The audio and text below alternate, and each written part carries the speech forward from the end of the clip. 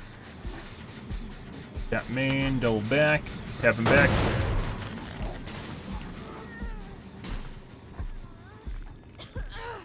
A zombie.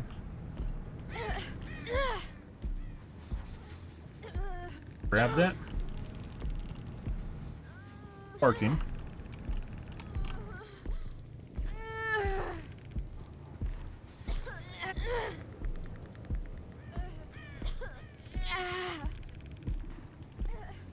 Parking.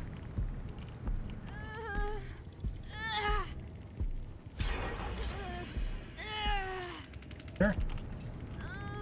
Still sparking. Still confirm. Okay.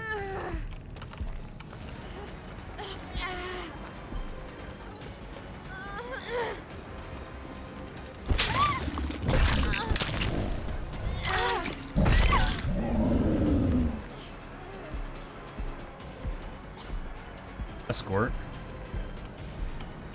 Alright, scratch marks. Drop.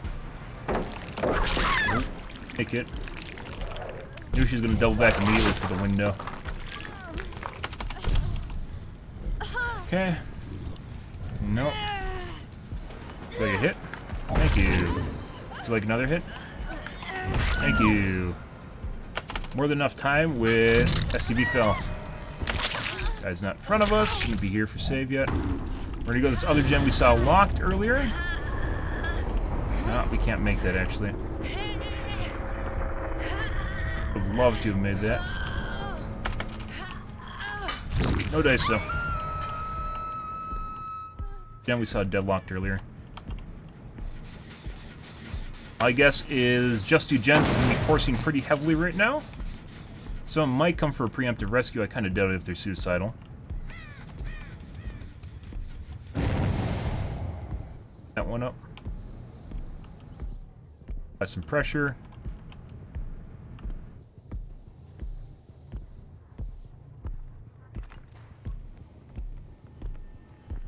Gens.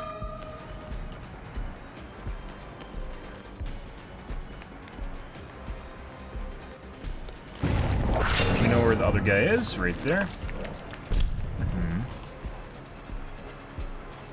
Gone already.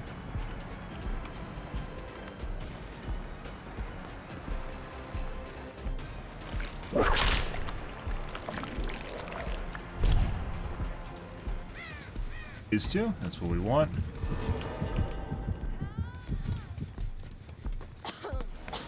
Right.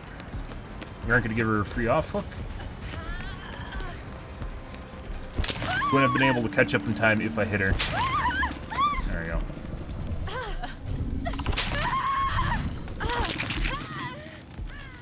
Wait for her to die, and that's the end of the game.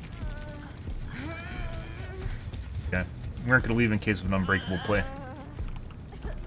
Kind of doubt that's the play, but if there's a high MMR squad, this is unbreakable, which is I leave the hook and then she unbreaks, that guy gets off and then hides. Solo could even do that too if they're smart and they know what I'm doing. Surprise, guys! Unbreakable play! Yep.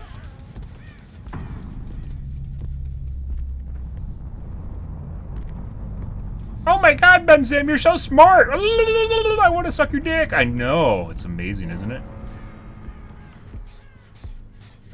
Mm-hmm.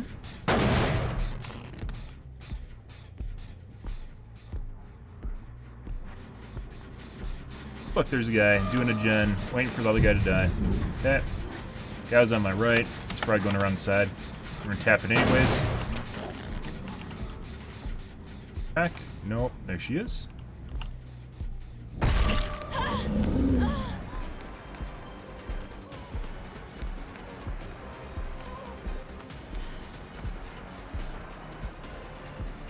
We can just wait and, well, let's two now. There you go.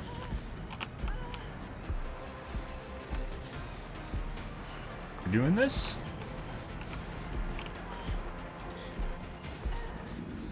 Two stacks of bloodlust now. Oh. No time for a window vault there.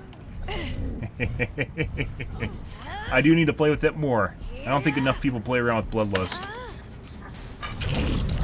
It's an unexploited mechanic. Now we wait for 4% of deliverance. Even a little body block to the side.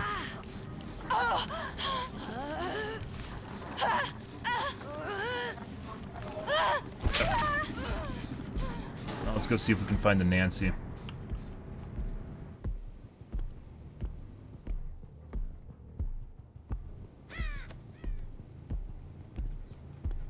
All we had to do was zone control and wait for Bloodlust stacks to increase. RNG for hatch now. If we want to be really sweaty, which I don't generally do anymore, I would have bled out the guy on the ground for a 4K.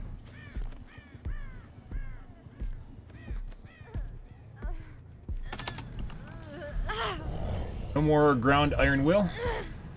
It's lovely. Silent slugs. I'll wait for our 4% deliverance. If I was sweatier again, I could have waited for the other guy to die before hooking her so she would have no chance of 4% in deliverance. And deliverance.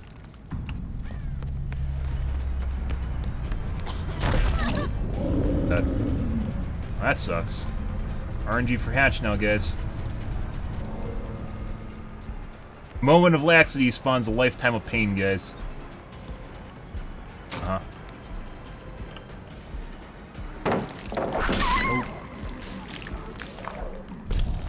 Now, if I want to be sweatier again, we wait for... Like, she could have DS, so... Yeah. Counted 6 seconds in my head before I hit her at that window there. It wasn't long enough. We're gonna bleed her out now because she might have DS. Highly unlikely, but she could have DS.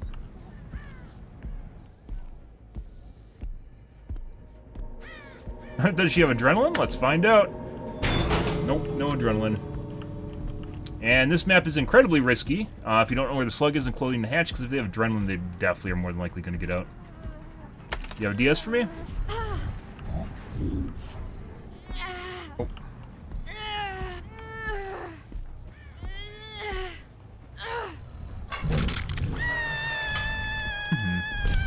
Give her a tentacle lick. Mmm.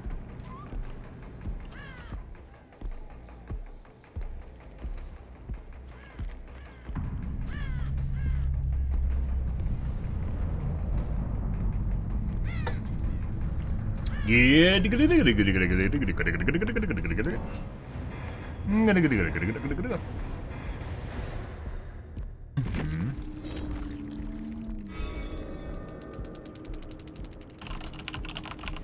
I don't think this is a pre-made at all. And there's a deliverance, guys. That's why we don't leave hooks. It'll cost you, and all it takes is your time to prevent it from happening. I was missing a perk for some reason. I see. Are these in the achievement thing?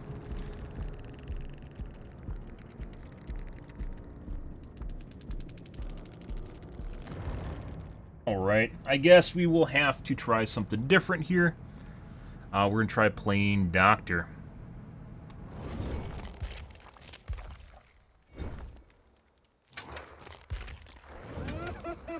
We'll use his in order, and we're gonna use the shit ones.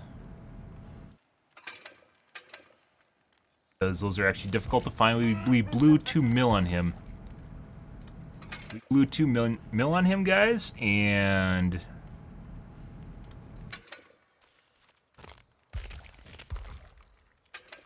we only found 7 of those apiece. Yeah, crazy. Drop rates are insane. Alright, let's try Doctor, guys.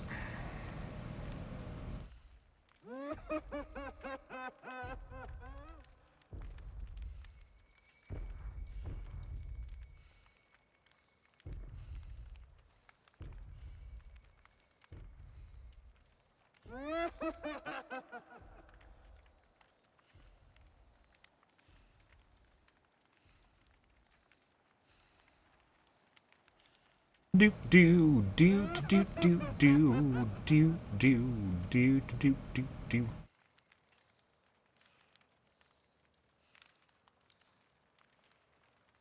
Mm-hmm.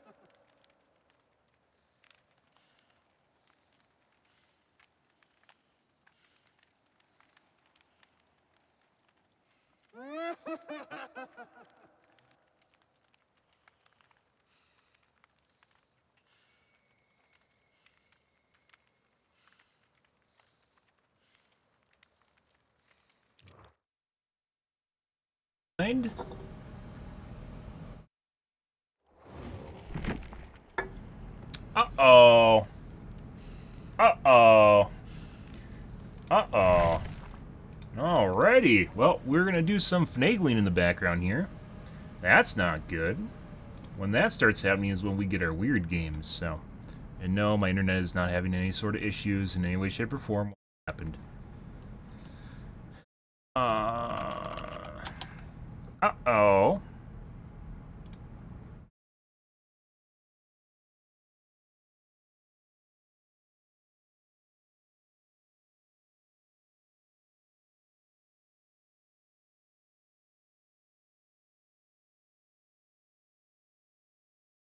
Uh-oh.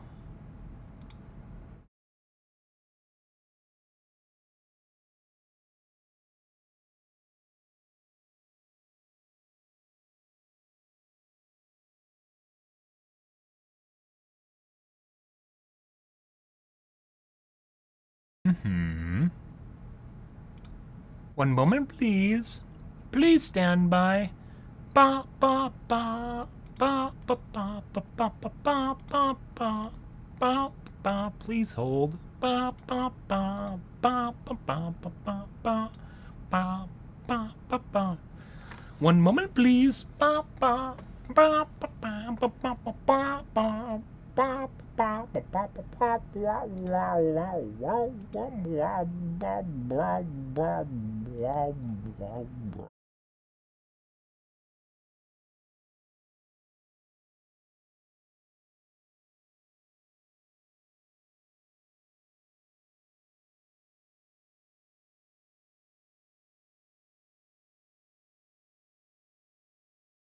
I've told you guys before, the only time I've ever had Dead by Daylight actually crash was when I played against cheaters, like rage cheaters, not just cheaters, rage cheaters.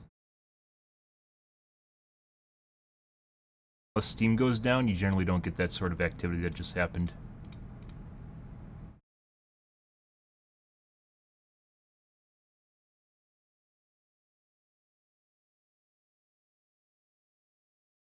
Mm-hmm.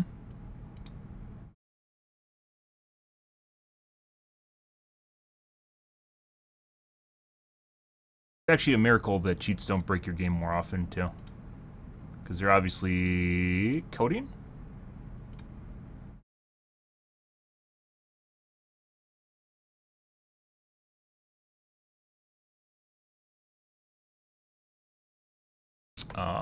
Unintentional coding injected into the game. I'm sure it crashes the cheater's game more often, but like crashes your game for dealing with them.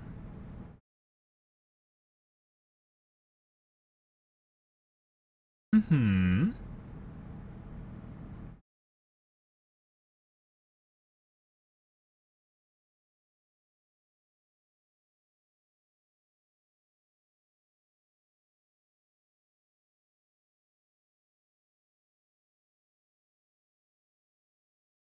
Alrighty.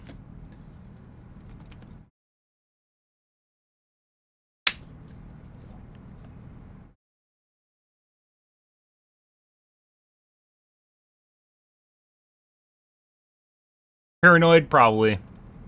Careful, just makes my life so much easier just being a tiny bit careful, though. So.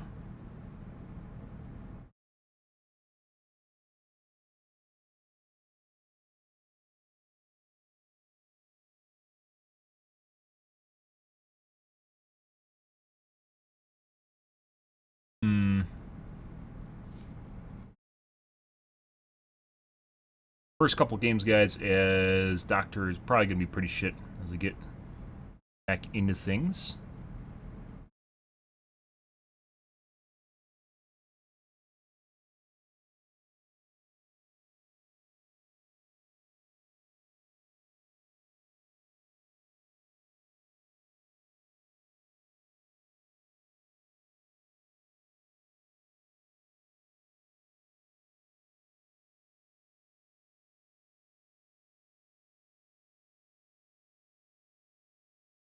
Doctor have an oblivious effect?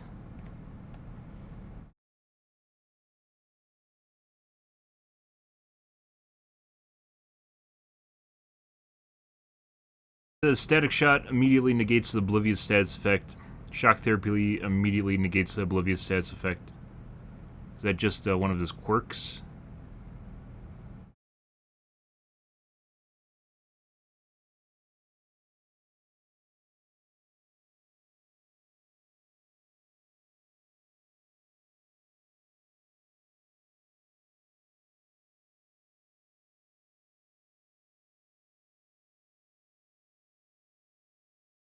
Huh. What gives survivors oblivious from him?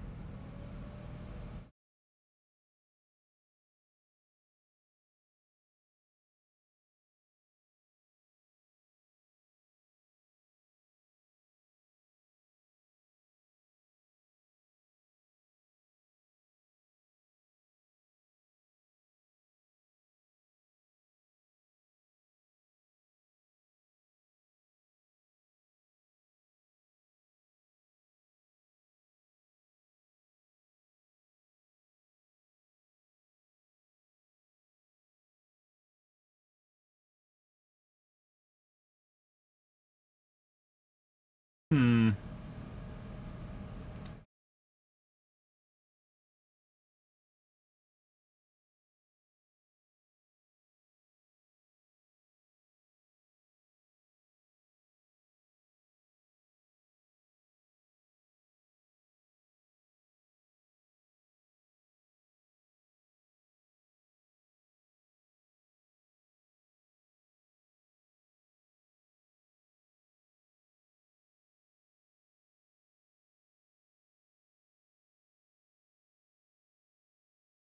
I don't know, I think it's just one of his quirks where he'll just negate oblivious through using his power.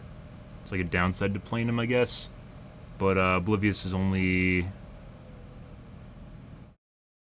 relatively common. It's not super common. Like, effects is usually something the killer has to do. I wonder how it would work with a constant oblivious effect that doesn't have a time limit, though. Like Plaything, for instance.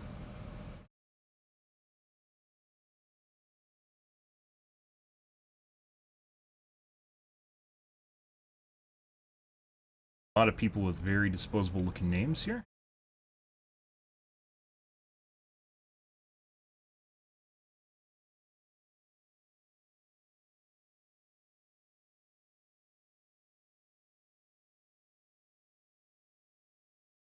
Grass name.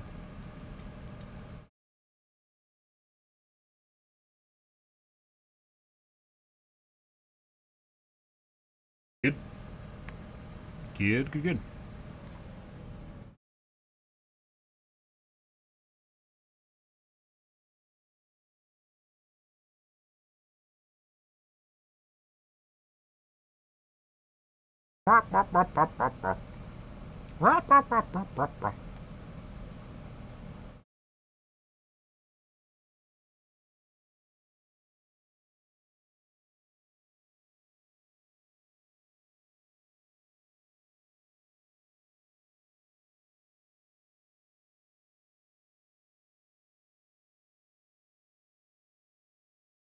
Finding games, guys. One moment, please. Please stand by.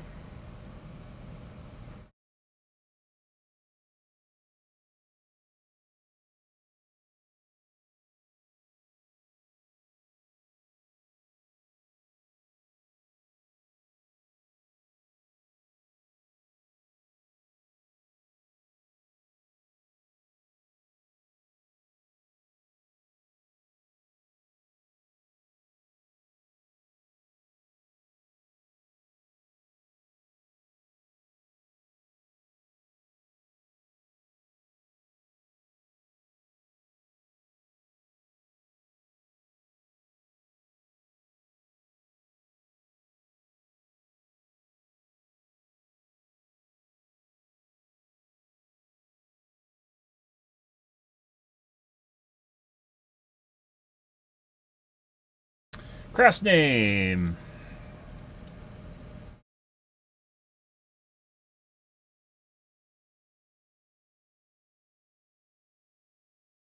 Also a Twitch streamer. TTV.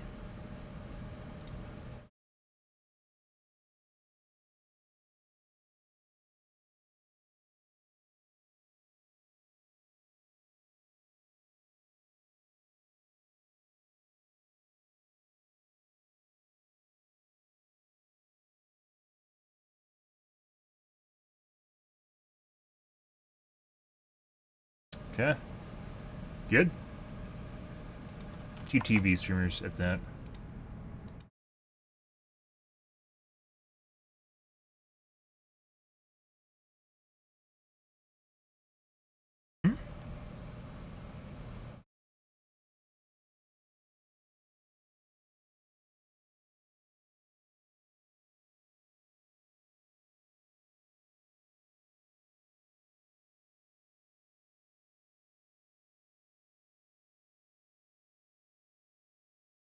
Do do do do do do do do do do do do do do do do do do do.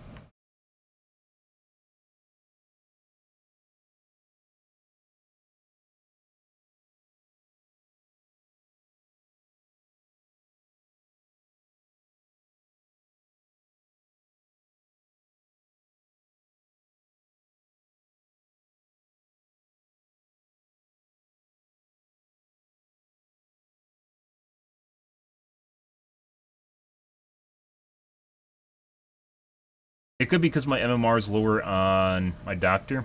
We're just going to get a lot of TTVs too. Game in general has a lot of people that stream it, so kind of waiting tonight, but it's degenerate hour, degenerate day, guys. So.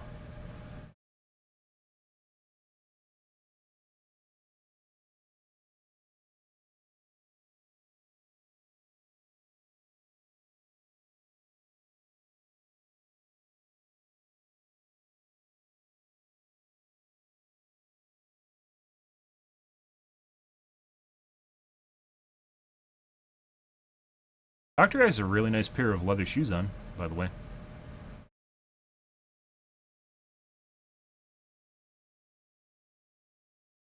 Right. Did we actually get something? Oh my god. Is this another fucking TTV? Last name.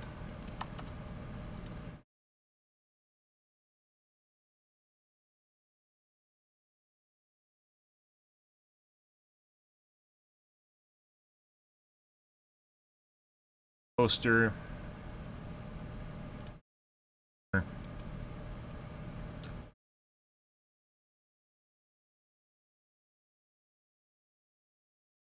Oh my god, guys. Oops. Dude, how hard is it to get a normal lobby? With people that don't look like assholes in it? Can't be that difficult, right? It is Sunmun, but please.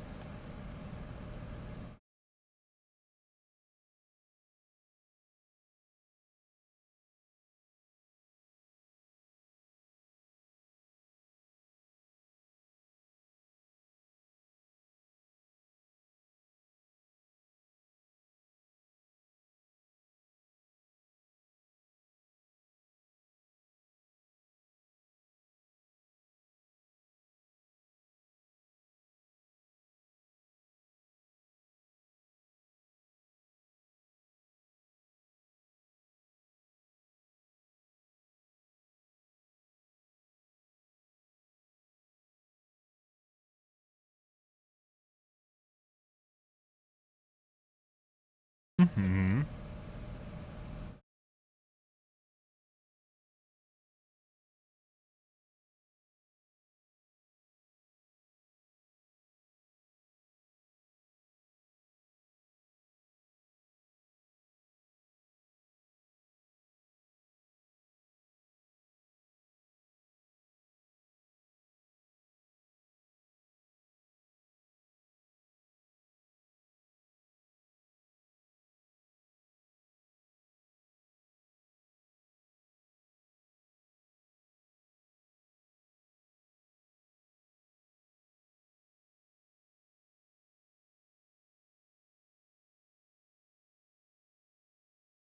We got a crass name on the gates.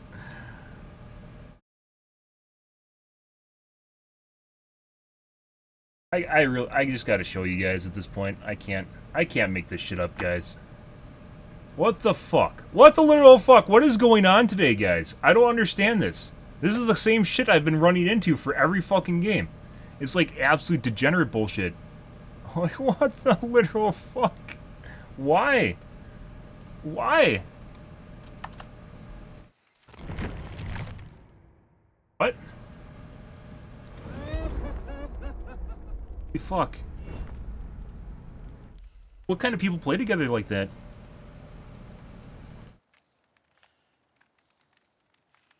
Jesus Christ.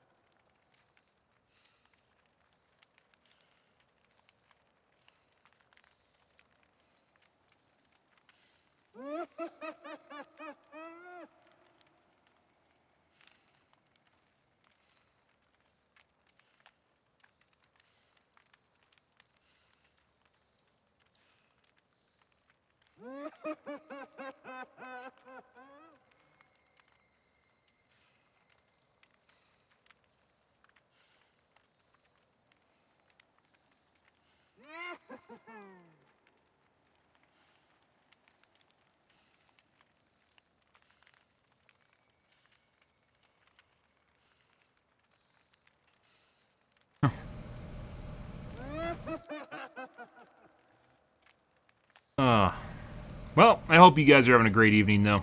You're enjoying watching the standby screen? Yeah, it's fucking fantastic. I'm just probably gonna end up taking one of these games. I don't know, maybe it's because of my MMR on Doctor. They've all been like that, though. Next game's gonna be fucking pre-made clan tags.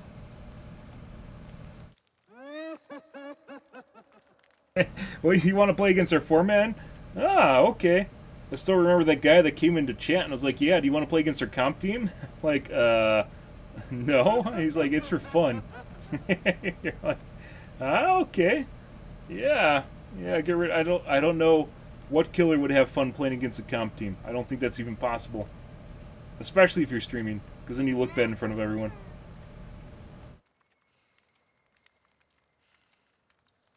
Oh, jeez.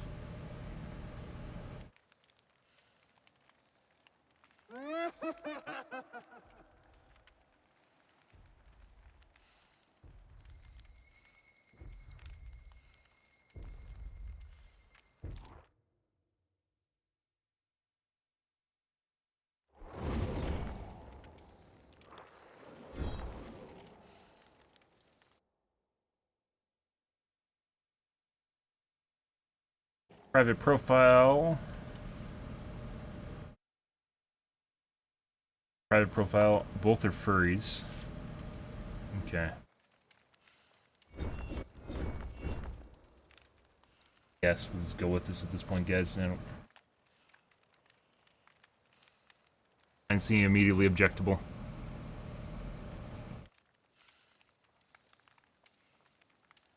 Yeah, so Doctor has an effect that immediately negates Oblivious, but doesn't have anything that gives Oblivious.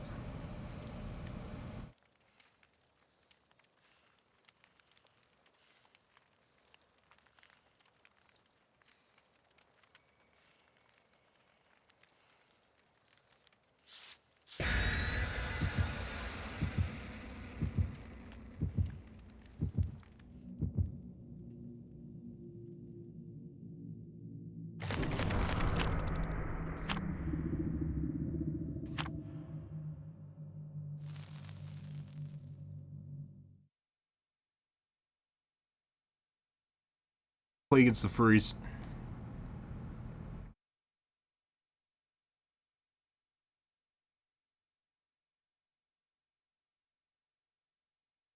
Notice how our first game, I pointed out before where the bar gets stuck?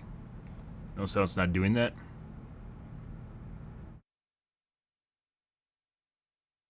Stops there, and then right before it's about to load, it goes all the way.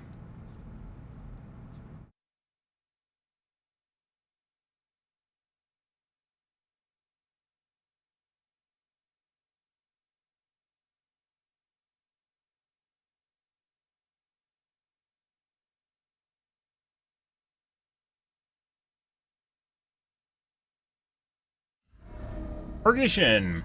Alright, let's camp off for our doctor game. Games. Okay. I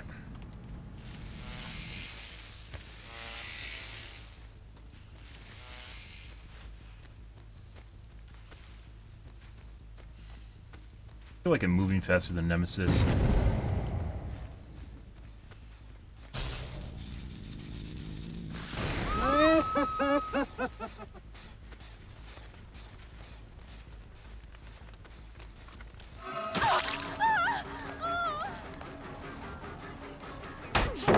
I should do that.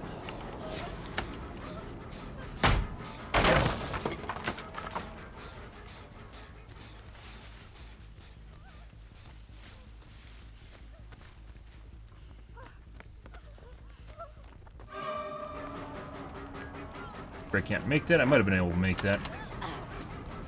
Got a W key. No other way around it. Right. Hey, buddy. Yeah.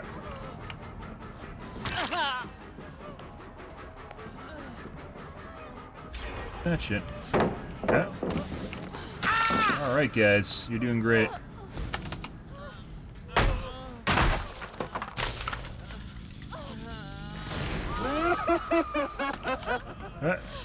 Do we have KD here? We do not. Or I could interrupt on him. We'll see.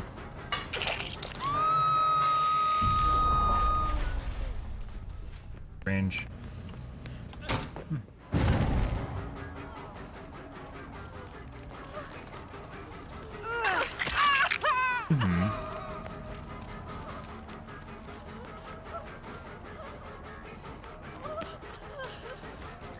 Ooh, that felt like that should have registered.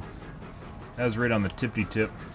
Once again, it feels like the killers are different with their mouse 1 range. They're not supposed to be, but it feels like they are.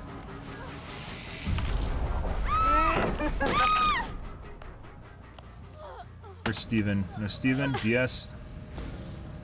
There's Steven. Hey, buddy.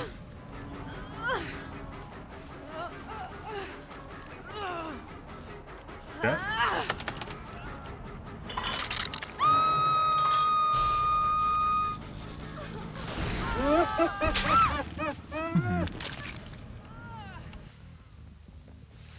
We'll break this.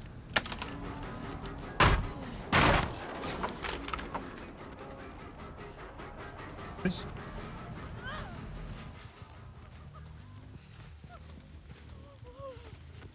Hey, buddy.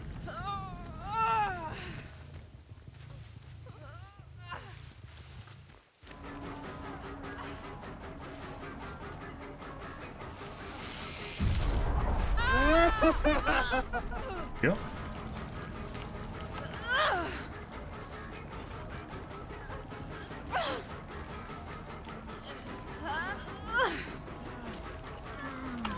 That.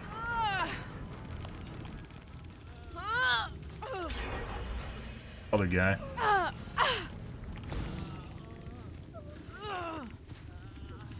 Probably gonna see maybe a rescue at the last second. Nope.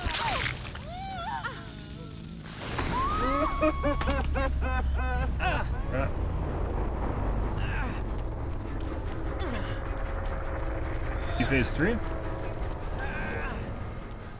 Okay, good. Good evening, Carter.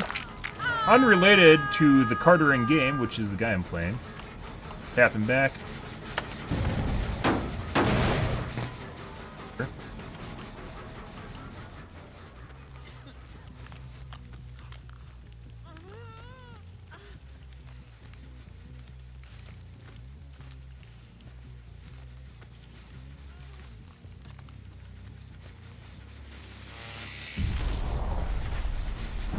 Tap. Back. Play footsie with her. Waiting for the other chick to show up right now. She's gonna double back and do the gen again.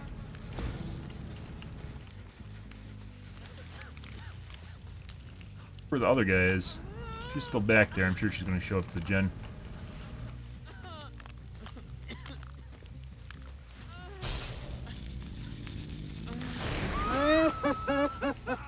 Where's the other chick over here?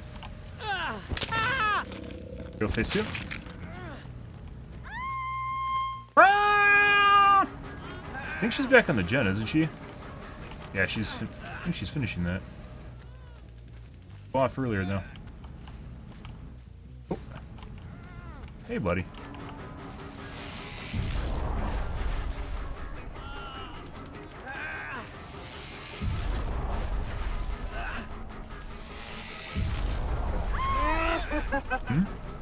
We're gonna wait for him to die now because he is close.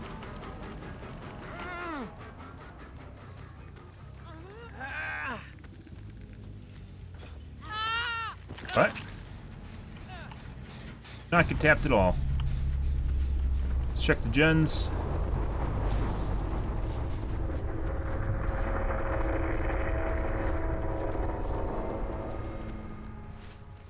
This gen's kind of weird. Sometimes you can hear it up top. Sometimes you can't. Nope. That one? Nope. Done it. She's just out of her aggro range, guys.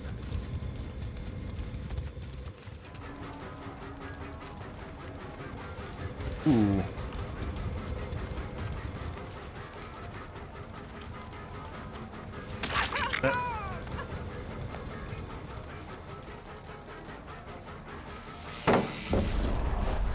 Let's do some anti-loop here.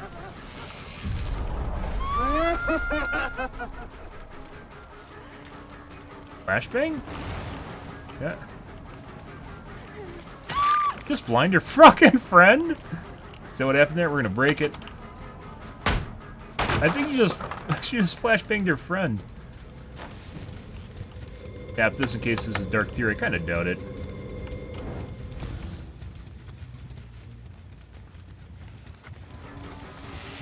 Not gonna make that.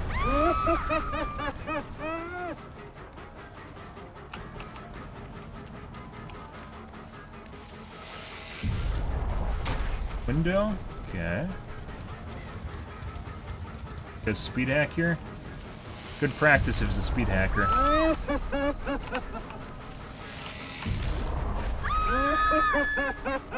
Can't drop that. She just aim assist me into the wall. We're just gonna brute force this. Yeah. Pretty sure we got a cheater here. I just got aim assist in the wall, guys. Huh. Drop it. There we go. Just break it. Oh. Pretty sure this is a cheater. She knows which pallets are real and which aren't because she's cheating once again. This is a problem we had with Doctor last time I played, was exactly this. Which is if you run into a cheater, is they'll literally know which pallets are real and which aren't. We're actually going to push her reverse. She has to go back through the other way. This is definitely a cheater. It's going to take a little bit. Gonna brute force. She's a dumbass. Nope. Got a break.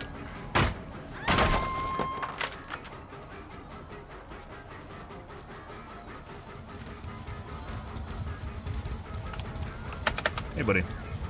We're not gonna be able to make this. Nope.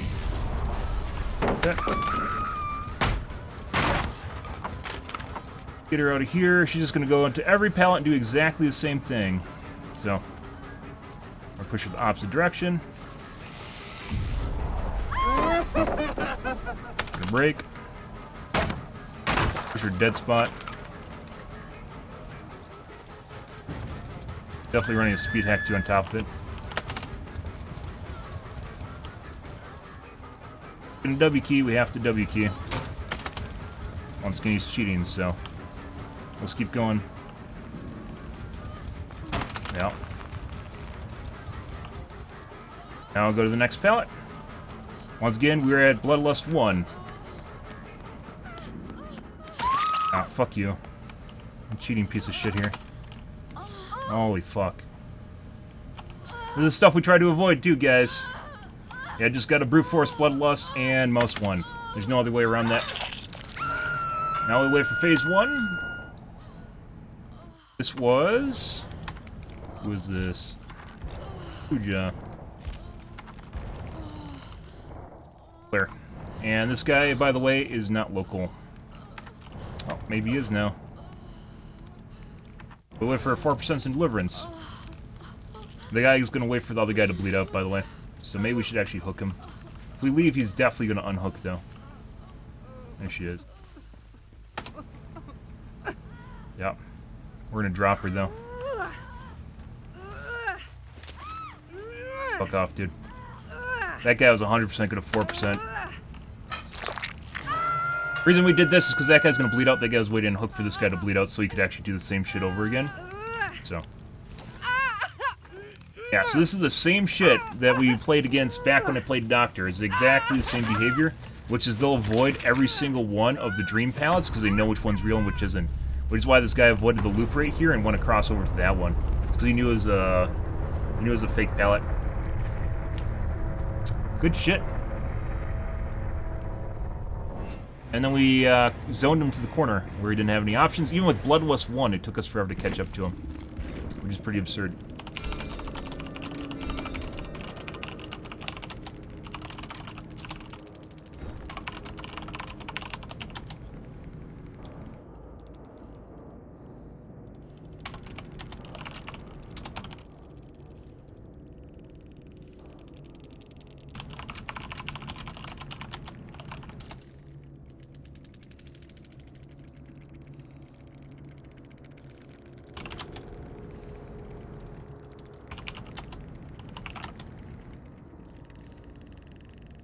Who? I literally use his name.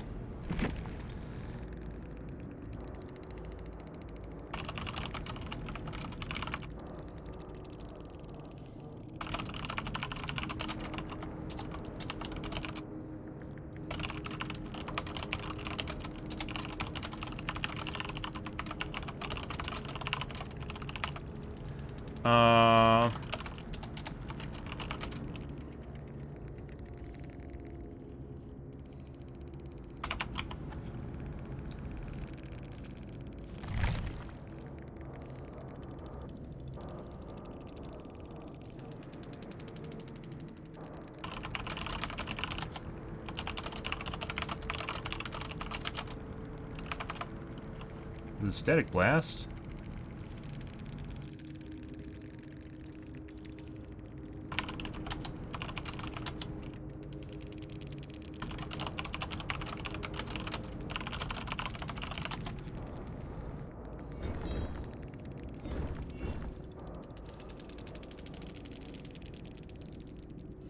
Windows definitely doesn't tell you which pallet's real and fake, is it? I mean, we can check.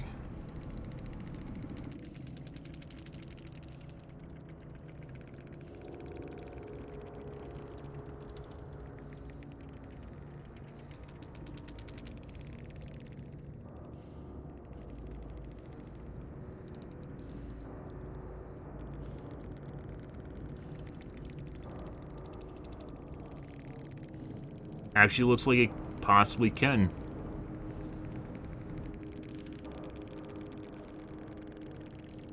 Windows of Opportunity shows the broken bits if the pallet is broken or a fake pallet.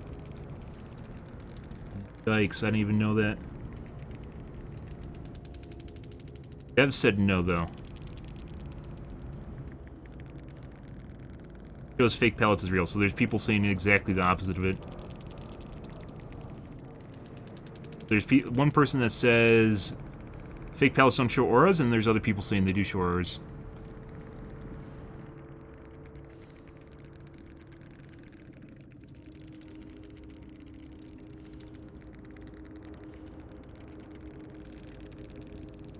Start requeuing right away. First interaction with that, guys, I remember that from a year ago, last time I played Doctor. I remember exactly the same shit. And the only way of dealing with that is Bloodlust. And breaking every pallet in the game.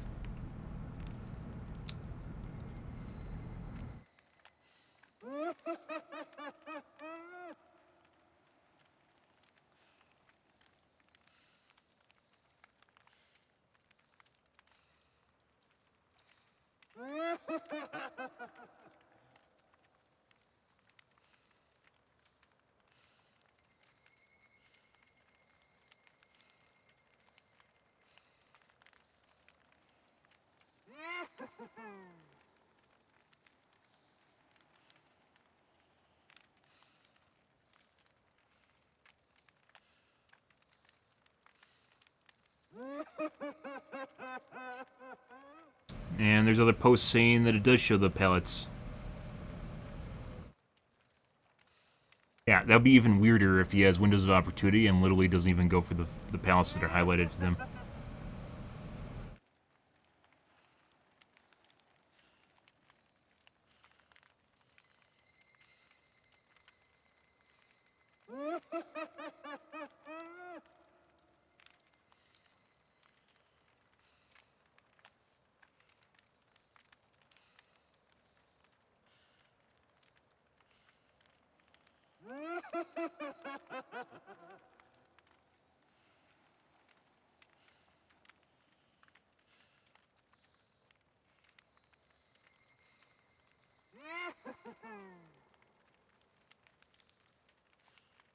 Yeah, there's a forum post. There's forum posts saying that it does show it as real, and there's only one person that said otherwise.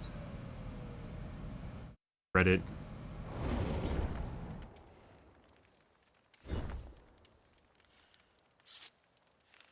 Windows opportunity shows fake pallets. Doesn't matter if it's Doc or Freddy has normal pallets.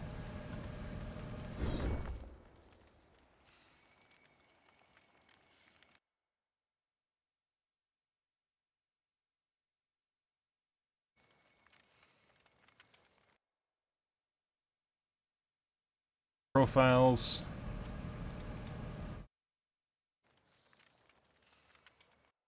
Possible TTV.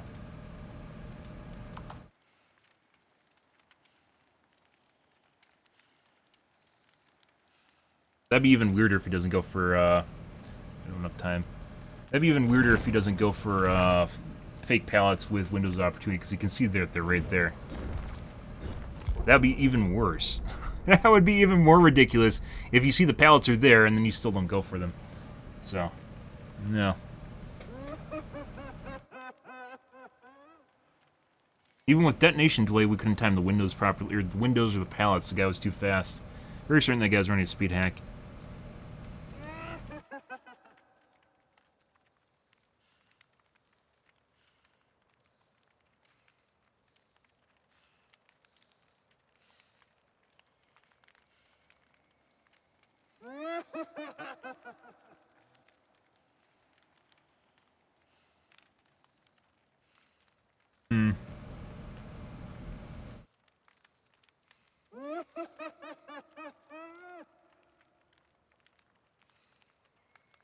Yeah, so not true. Good, no. That was actually a curious question. I said, like, holy shit, maybe that's true. And no, it's not. Windows opportunity does not counter Doctor and Freddy. If you use Freddy's pallets, which are very noticeable because they disappear, Doctor's pallets don't disappear until you throw them. So, Freddy's pallets, you get near them, they pop away, if I remember right.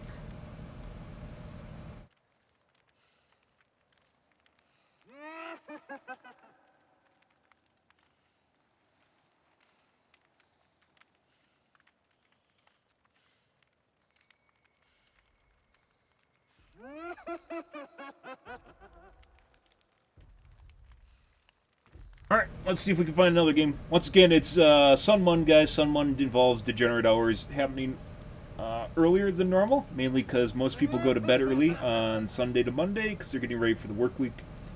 For most people, however, or for the degenerates, that does not appear to be the case. The neats, the degenerates... Maybe the purple add-on would make all the difference with the loops. I don't think it would, but maybe. Because I'm only using the yellow. It would be even worse without the yellow.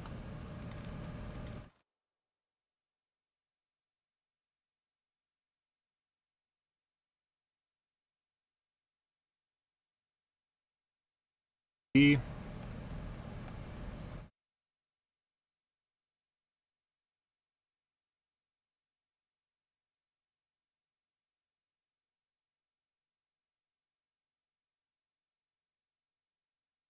When am I going to give you fat material? Probably never.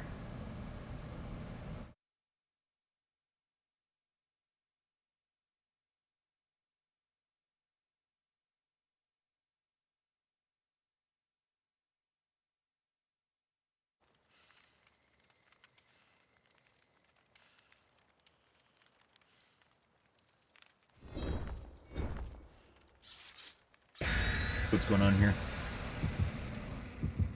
Yeah, VR chat doesn't really interest me. I think I'd rather do GTA RP over VR. VR is just like go in there and do whatever, and then you hang out and you start drama. That's basically all it is. Kind of boring in my opinion from a from a streamer perspective. That'd get very boring very fast. Like, it's one thing to socialize with people, it's another thing if you just have to sit there and be edgy and crass all the time. Which I don't mind doing, but doing it all the time? Yeah.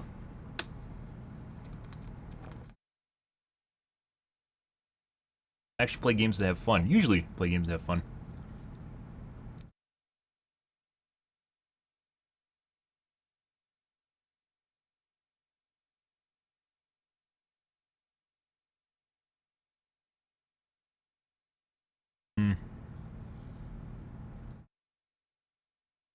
Yeah, things in the last game got a lot faster when I actually just brute forced the loops and forced them to actually throw the pallets, which means the static charge isn't even working, or not static charge, shock therapy is not even working, which is supposed to lock the loops for you if you time it right, and it wasn't.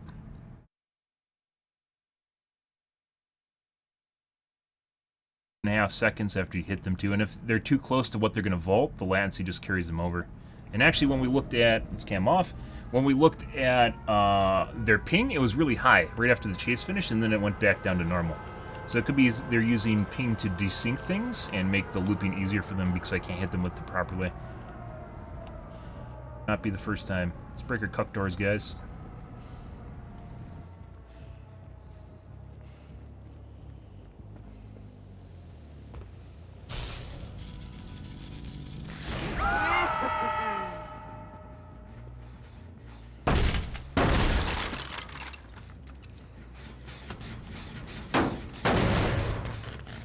We have to go get rid of our cuck door right away, which is what we're going to do here.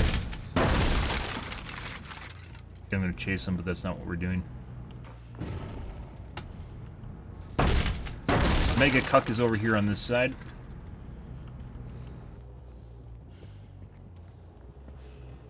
Back immediately.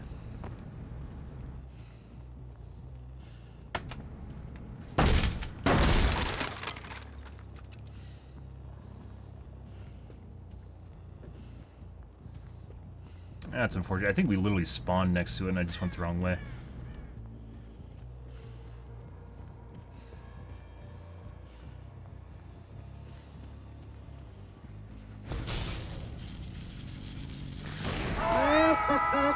Hey, buddy. Tap this for you.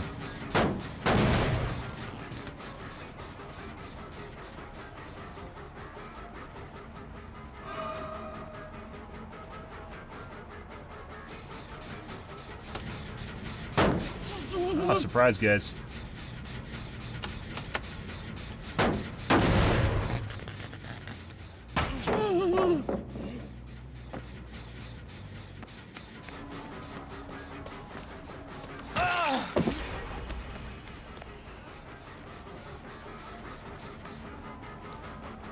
Yep. Good. I think there's a there's almost always a downstairs hook on that corner, so that's good for us. Yeah, that's not where we want it to be, but it'll work in a pinch.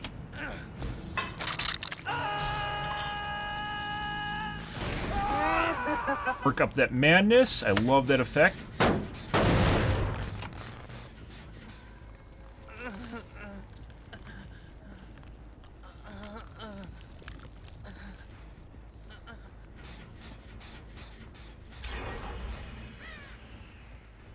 Guy in here for sure.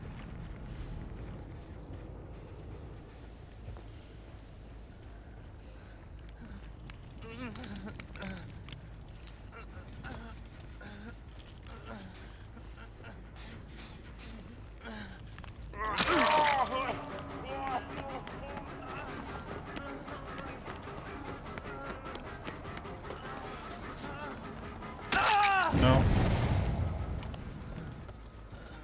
Bye. Yes, if he has it. Nope.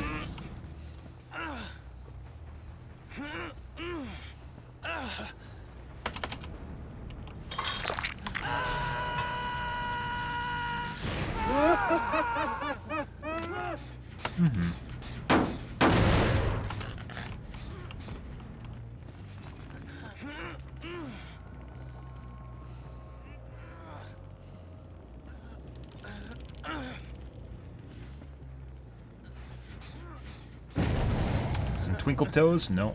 That's intentional. Possibly a guy here looking for rescue.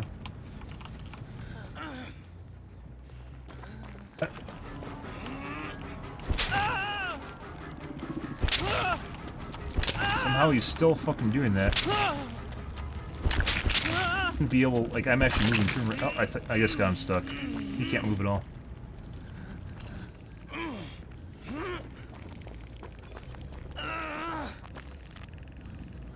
Just fucked himself.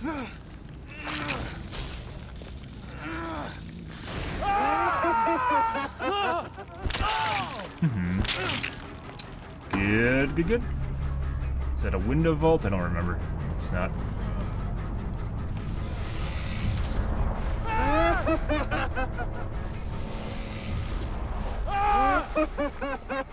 Yep.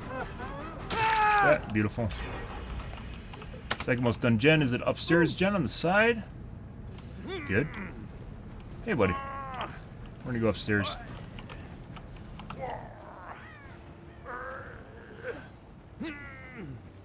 Okay.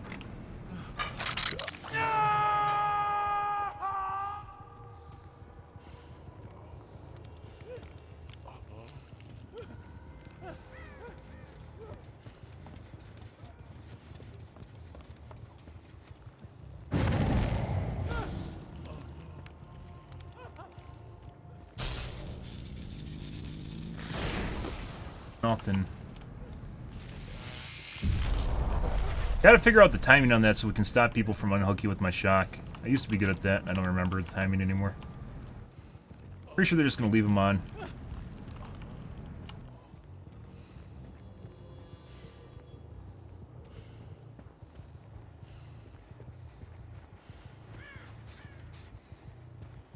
Back. Back for phase 2.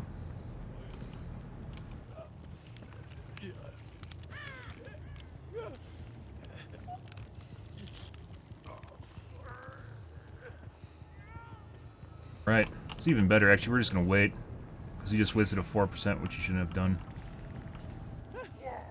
Wait to kill confirm. Another generator, that's fine. More than enough time for deadlock.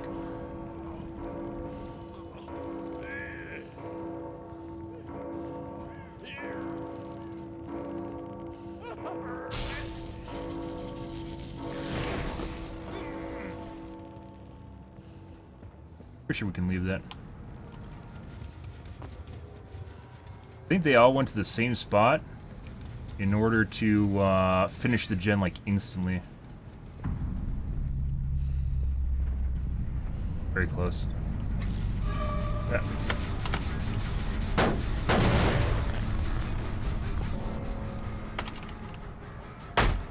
So they were trying to they're just trying to pound the gen out at the end of the match. Very defendable room. We're gonna break this up a bit. And we're gonna wind this down a bit. Half of it.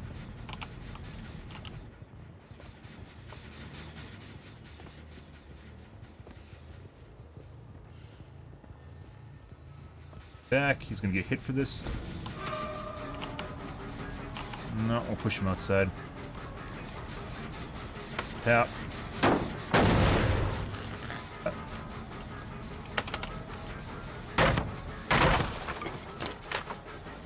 See where Cloud is. That's Tim. She's probably on a different gen. My guess is the center gen over there on the side. They're very split.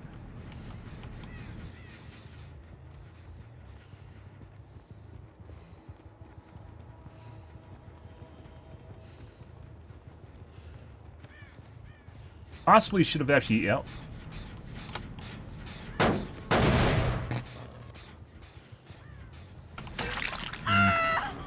Possibly should have actually let them finish the gen, because then we could use Noed immediately on them. Would have went into a one chase. Nope. And he's going to be on the gen right here. Hopefully she doesn't have adrenaline. Oh, he fucked up.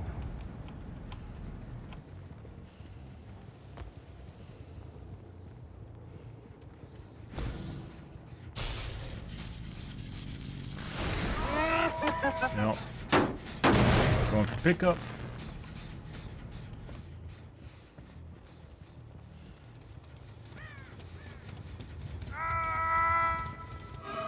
But it...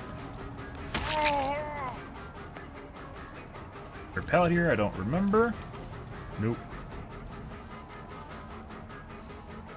Up in vault. He did not go for pickup for some reason. He should have. Mm-hmm.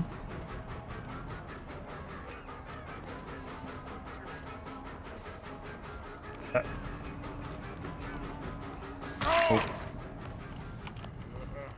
Trying to dodge, dodge and attack through... Block and play. Alright. Good, guys. Oh, buddy. I'll live for 4% in deliverance, and if I sweat here, I'd bleed out the other chick. But we aren't going to do that. That would assure us a 4K.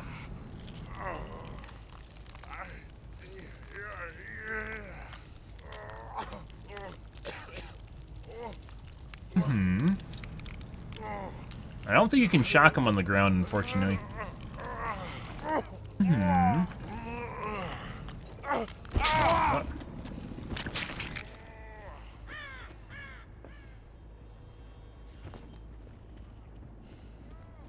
Quad.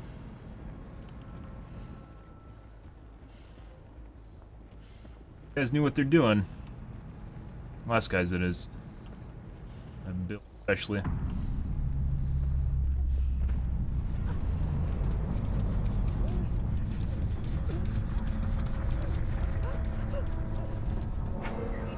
Okay, she's upstairs above me.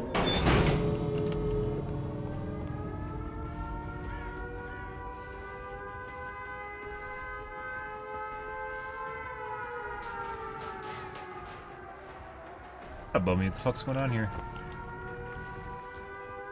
Basement's not over here, is it? Oh. She tried to crawl into a structure so I can't hook her. Cool. Alrighty. Good. Took a little bit extra time at the beginning of the match in order to pop stuff, and I guess maybe they frowned upon me leaving them at the beginning of the match, but that's the way that is. I literally just needed to turn around. Like, recognizing which side of the school you're on is important, because that door over there is incredibly powerful. That is a huge cuck. These aren't that bad, but that door over there, and sometimes you even want those two doors. Good.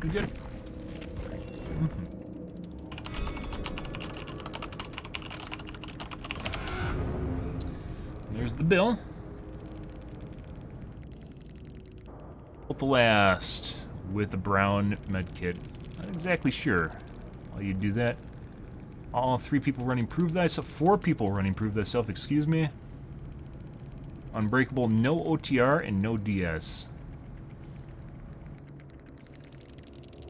Oh, there's a DS. Excuse me. Wait, did he miss it?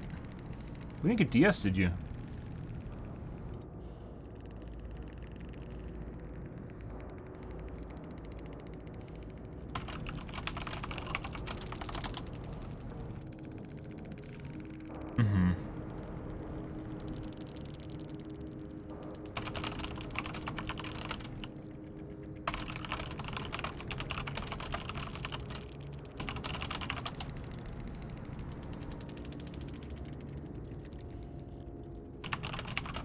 Was it Dwight or Leon?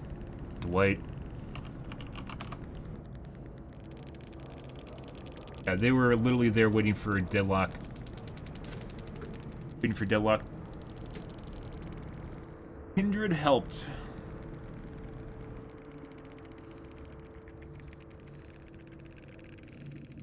Oh, you can see all of the survivors when they're on the hook, can't you? Yeah. Kindred is actually probably one of the best solo survivor perks, by the way. It is incredibly useful. But when you're in voice comms, you don't even need to use intel perks, right? Because you're on voice comms, so. Good luck on your next one.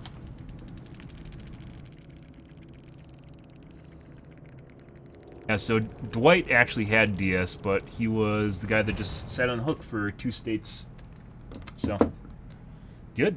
Alrighty, guys. I gotta take a piss real quick. Be right back.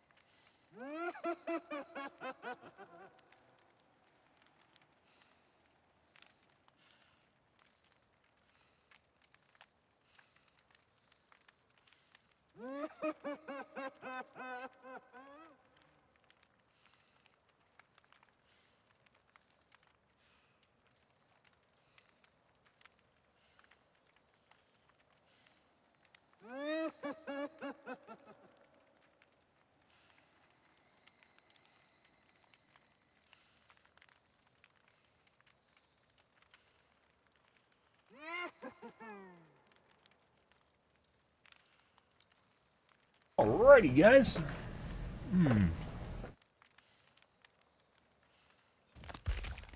Yeah, so maybe...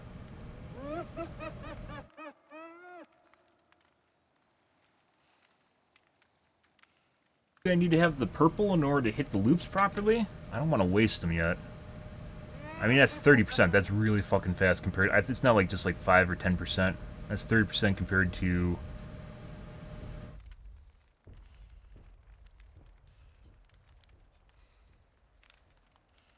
It could also be a range thing. Well, range doesn't necessarily matter. It's how close they are to the pallet, because they can veer off and just go somewhere else if they're too far away.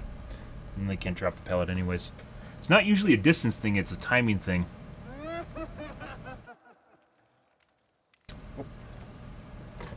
Good. Can Windows Opportunity see Freddy's fake pallets?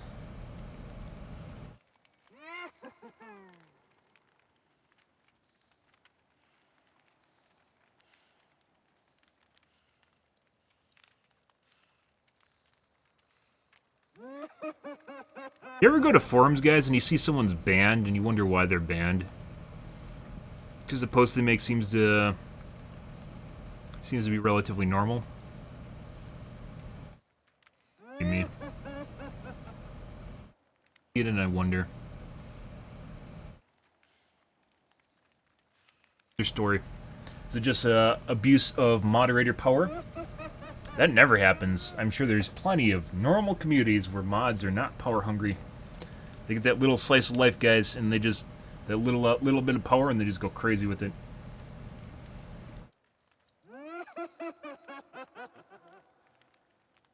Thank you.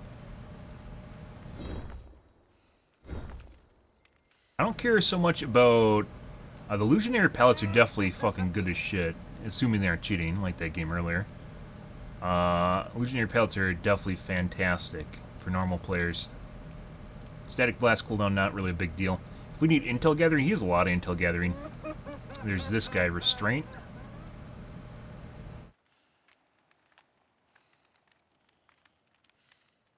Doctor see auras of hallucinations at any level, which allows you to see where they are. Right. What do we have? We have a TTV immediately! Yay! People playing this game this late at night are TTVs.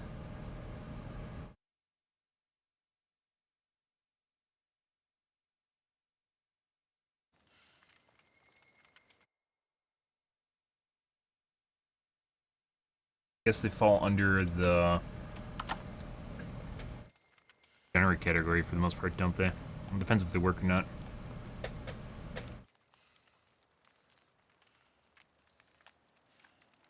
TTV.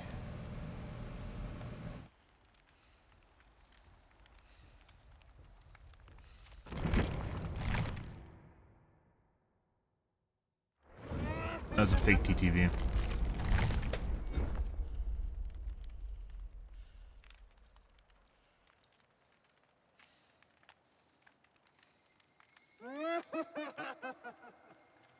But yeah, VR chat, guys, it's kind of interesting if you go in and watch. I mean, it's kind of cool in that people can play all different sorts of animals and shit, but animals, people, monsters, whatever. But at the end of the day, it basically just comes down to, like, it's the same thing as just watching someone in a bar talk with other people. It's essentially what it amounts to. Which is why one of the biggest settings in there is a bar, right? Not like devise any schemes or anything, it just turns into drama. Because they have to have drama to make content. Once you get to know people, then there's nothing really new that happens. VRChat, on the other hand, or not VRChat, GTRP, on the other hand, you can actually make a persona for yourself. I thought about being a GTRP. But I was going to be a preacher.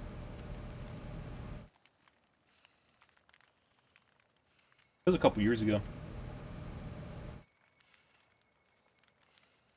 I had a persona and everything.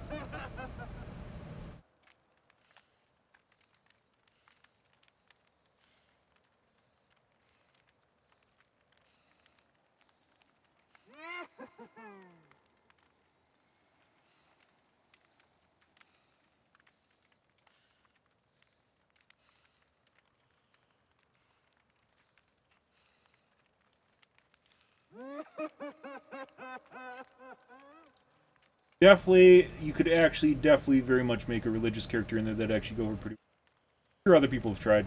Not the same thing, though. Oh. Religion has all sorts of fun things you can do with it. Not talking about being an actual religion, by the way.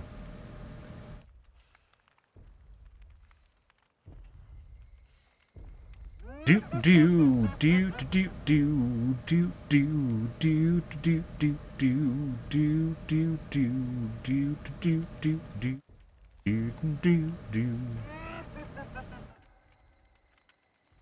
Hmm.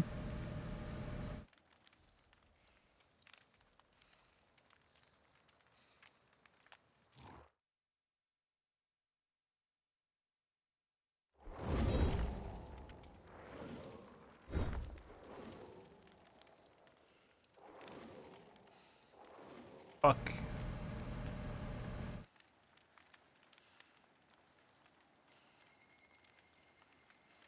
Angry name. They're all globes, though.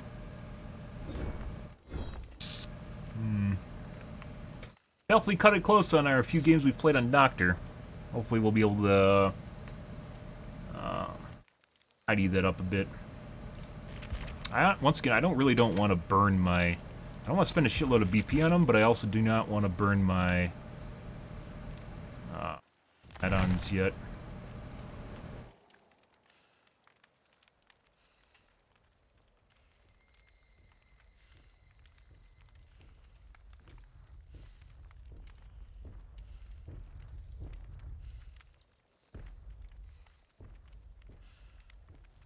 So, some of the killers just aren't very good at chases. We definitely have to run his purple add-ons if I want to get a good idea of him, though. There's my pudding. So even if you can gather intel, if it takes you forever to down a survivor, or if you don't have good capabilities to cut them off or some way of dealing with them, it doesn't matter if you know where they are if you can't get them. It's like fucking Plague. Everyone assumes Plague's really good, but at high MMR, they find all sorts of ways of fucking with you. Just because they're in like a single health state doesn't mean you can get it down with them. And we can't just run like coup de grace on Doctor. I mean, we probably could. Supposed to have an anti-loop. Once again, it's going to come down to using his purple add-on.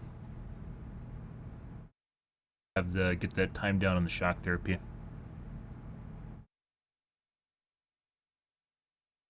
You have to have a little bit of lead. They have to be going into the loop, so they're basically dedicated to it at that point. But at the same time, you have to hit them before they're capable of dropping the pallet.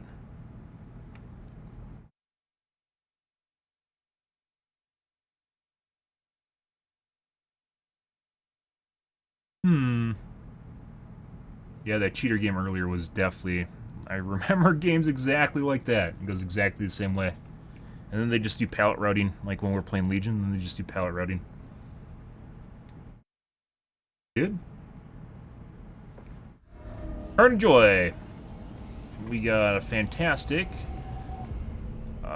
ore reading perk. So, ore reading ability.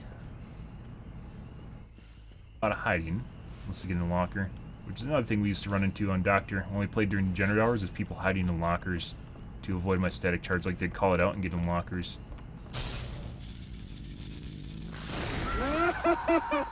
Hey, buddy. What's going on over here? Might just leave this. Yeah.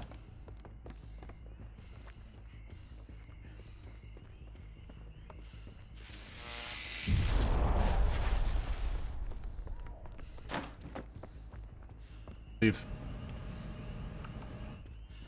Fast on top of it. And not talking about the lithe.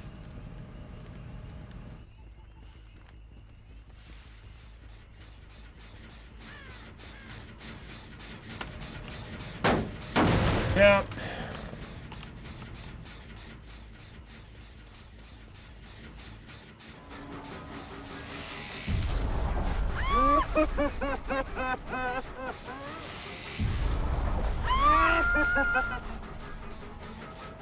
Rock. Oh.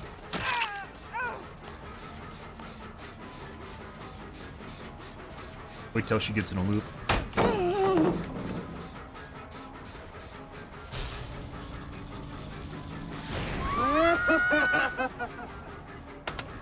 Hey, buddy. Silent.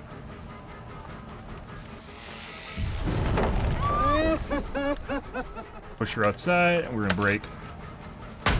I feel like we're gonna need brutal strength here, too.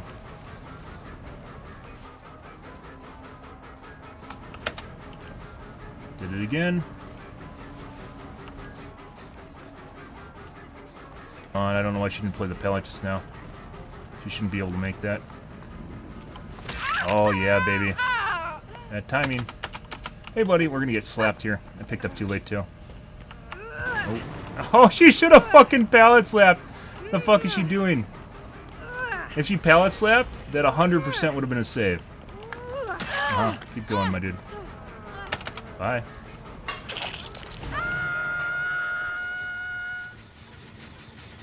Yeah. Might get a cheat lobby here, guys.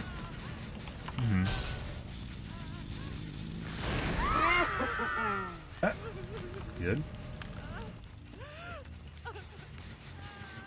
Tap that for me. Thank you. Somehow it did not go off, though. I'm waiting for it to double back. Sometimes when they do the tap, it doesn't actually tap for them, so... Nothing, just blocked it.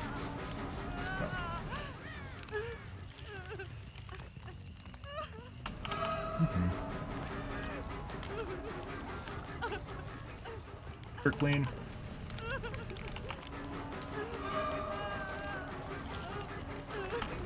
She's bait.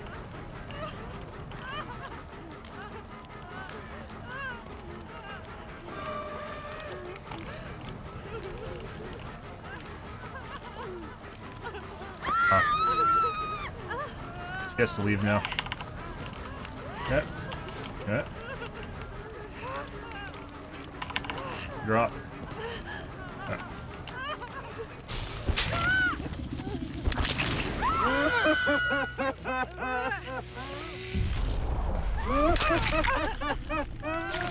Beautiful.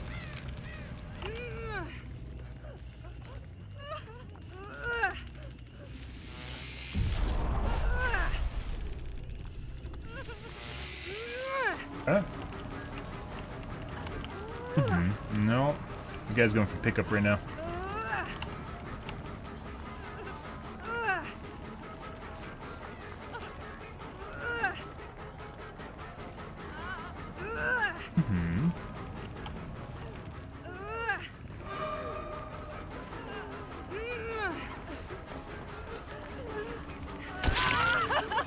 Just got,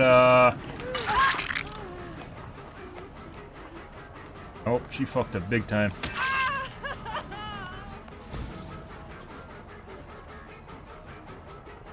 We just got aim assisted into the hook, guys. That's pretty fucking fantastic.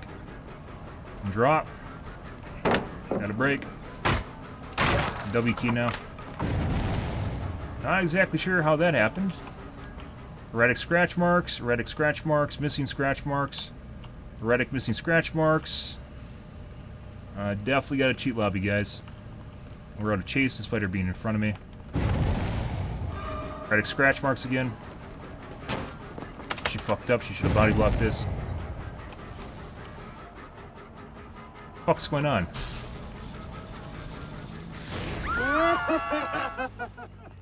Think she teleported? No.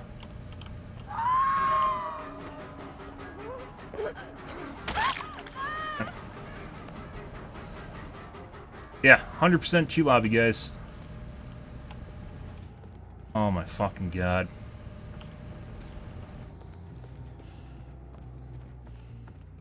Definitely a cheat lobby. We gotta leave. There's no other way around that. Good shit. That's a cheat lobby for you.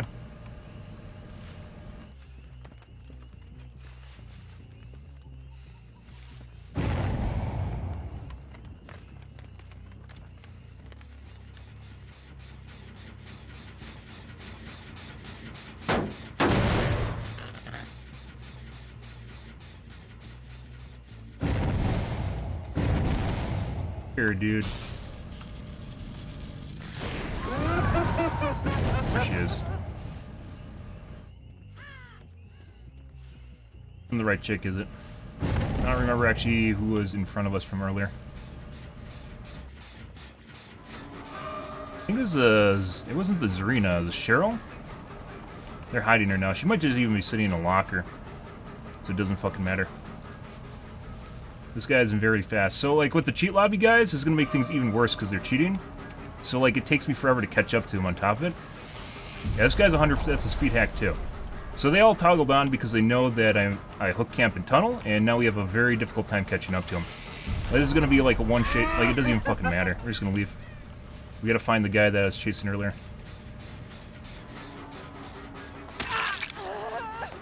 Good job, Meg. Yeah, you're fucking great.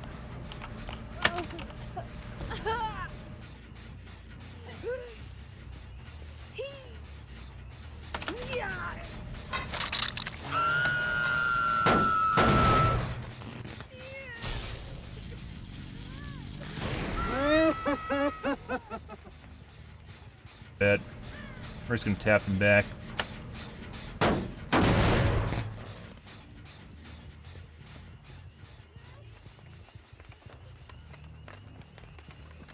The Cheryl.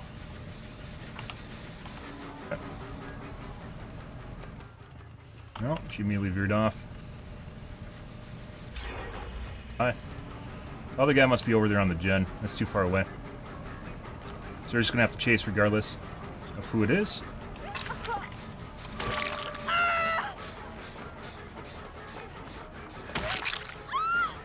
Hi. It auto dead hard, my dude.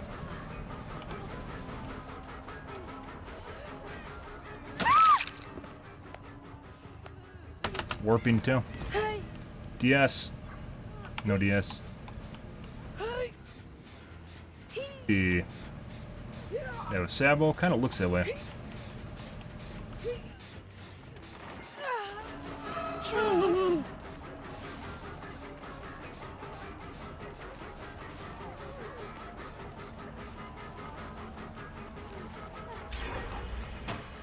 That's not very good. With the tip. Fucking cheat lobbies, guys. Obnoxious shit. Once again, they can just circulate all their shit. We're just gonna wait on this. It doesn't matter.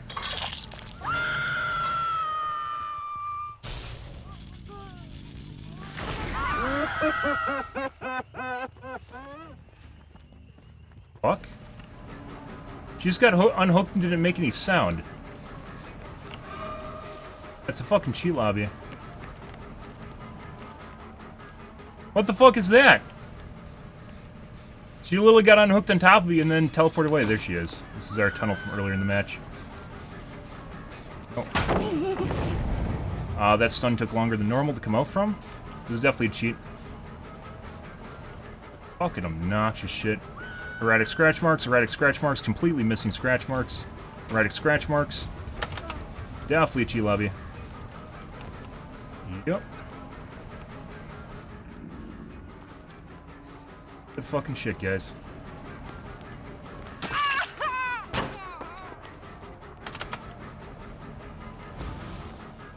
Erratic scratch marks again. Erratic scratch marks. Missing scratch marks on the floor. Completely missing scratch marks. Erratic scratch marks. Missing scratch marks. Erratic scratch marks again. Oh. And she runs faster than normal. Erratic missing scratch marks. Erratic missing scratch marks. Escort now. Aim assist fuckery. She's gonna jump again. Yep. Been swung at the guy. Erratic missing scratch marks again. Oh. Can't make that. Yeah, fuck off, bitch. Yeah. Good shit. We're just gonna go to the farthest hook away so they can't body block her Sabo. Good fucking shit, guys. Unbelievable fucking shit. Ben's gonna finish right when we get over here, too.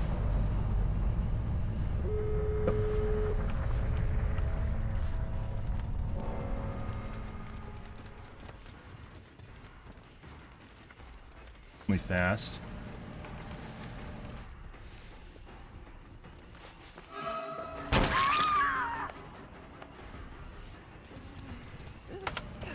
We're gonna hook her over by the Noad totem. Once again, a cheat lobby, guys, so we don't want to deal with their shenanigans.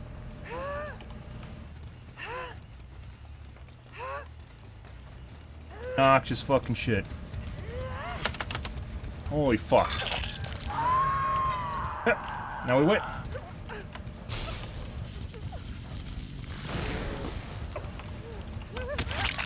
And we'll do some taunting to get them to do stupid shit. Giving though.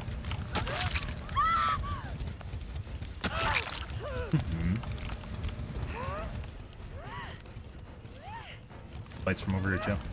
Their friends are gonna leave her. Good shit.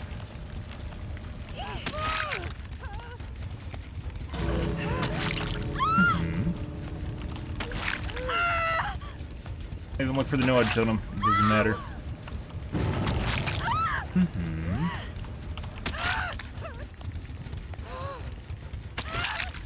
See if we can bait someone out.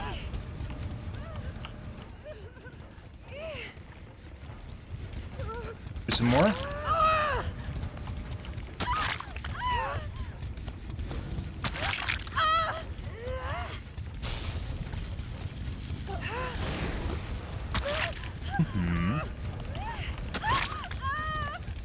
We're doing this on purpose, guys, to taunt them into doing something stupid.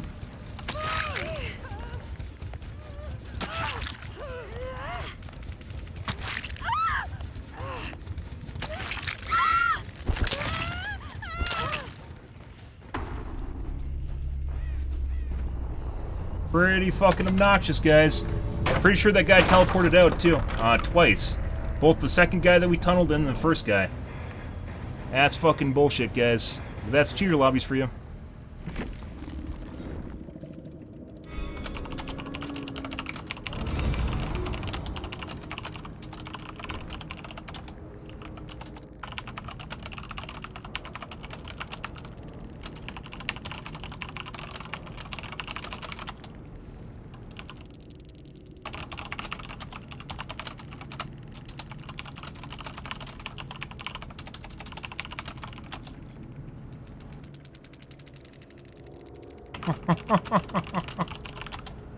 Once again, this is why I'm kind of precarious about globes, guys. It doesn't matter if they're fucking globes.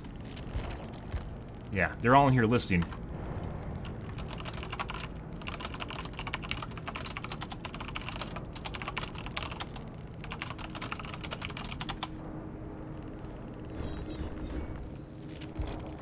That's a cheat lobby.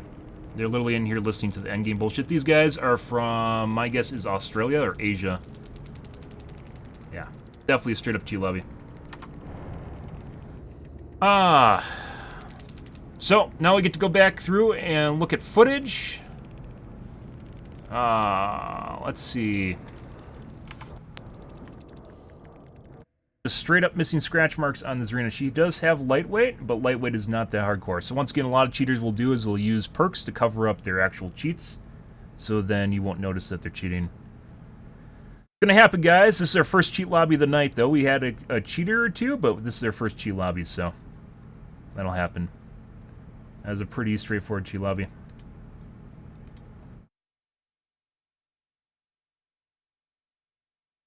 Chasing.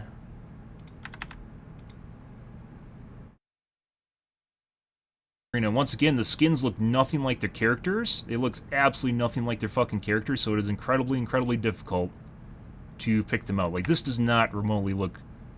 That's Zarina, right? This does not remotely look like Zarina in any way, shape, or form. This looks like the character from Attack on Titan. That does not look like Zarina at all. The only way to figure out who that is based on their sound. It has nothing to do with their avatar. It has nothing to do with their actual skin in the game. Which is pretty absurd, but you can blame BHVR for that, and they do it on purpose. So I'm pretty sure I saw her at some point, or I heard her at some point, but it didn't put 2 and 2 together because the skin looks different. These guys absolutely fuck the pooch. We completely outplay the shit out of them, guys, but it doesn't matter when they toggle on and cheat, so...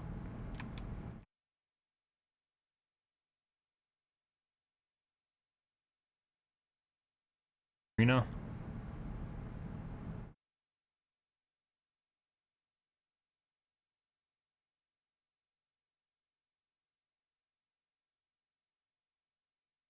Lots and lots of missing scratch marks, especially when she got in the house. Notice how it's different outside. Like, look at it. So, lightweight should work the same way no matter where they are, right? So, see how common her scratch marks are. Now, there's a couple splotches. But when she gets in the house, they completely disappear for entire lengths of the rooms. Yeah, and on the ground when she's trying to lose me inside the house. It's 100% a cheat lobby.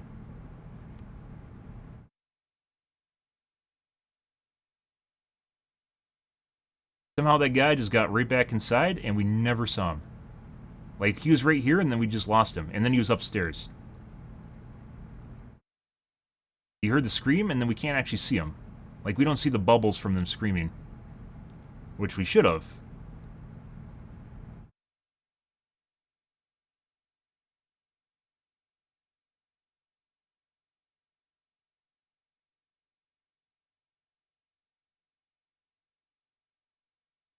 All right.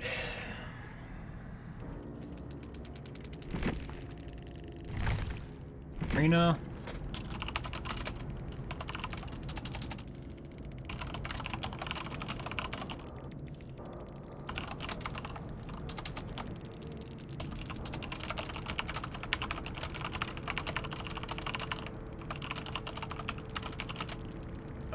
What is it called?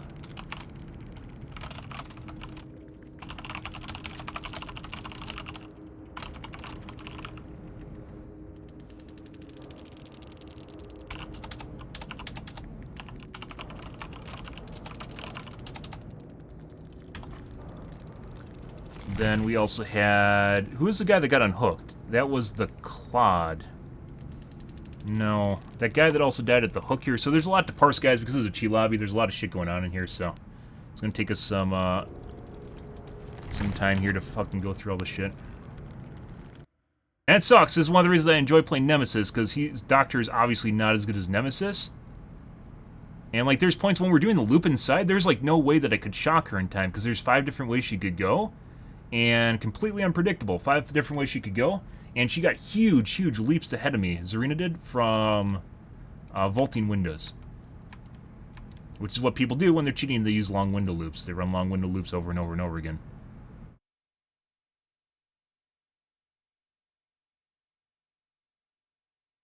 Right here. This is when we hook, who's the top guy? Is that Meg? Yeah, Meg's borderline dumb. Got her again, we hook her, and then they teleport her away right now.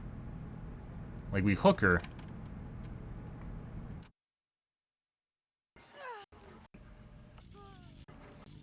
Once again, they can just circulate all their shit. We're just gonna wait on this. It doesn't matter.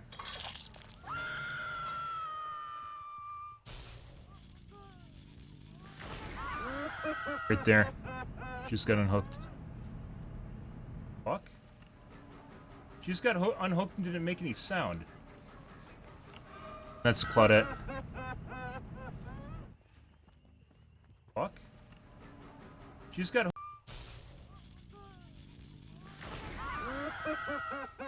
Yeah, for some reason it didn't make the unhook sound because she was in the middle of the scream animation set. That might have been a doctor bug.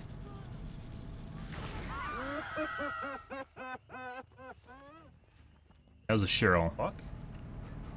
She just got unhooked and didn't make. So she might have been over behind the building. Right here. Did we just see her? Fuck. She just got unhooked and didn't make any sound. Not making any sound. Is that Calm Spirit on the Cheryl too? The perk that you never see run? No, she just wasn't making any sound.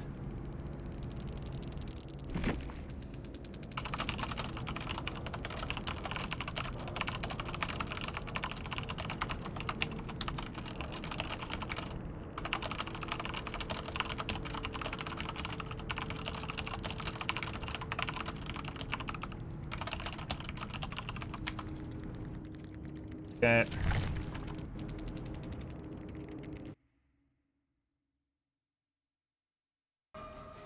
That's a fucking cheat lobby. Yeah, she's making no sound in any way, shape, or form. What the fuck is that?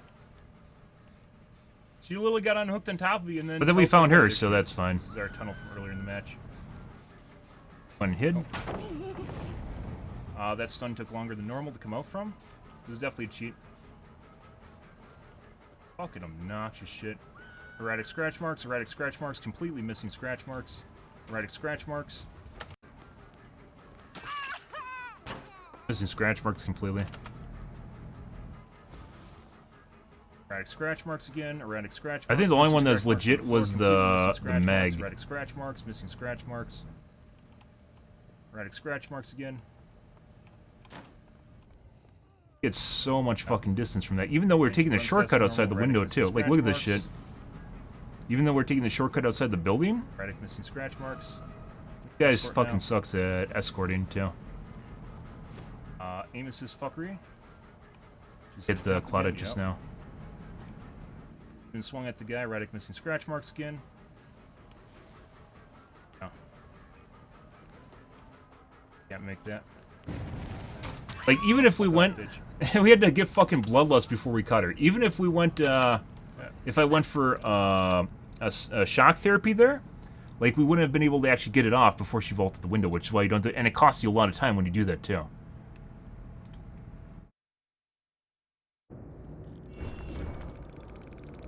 It literally doesn't matter what perks are running. That's a straight G lobby, guys. And there's their Cheryl. Oh my god.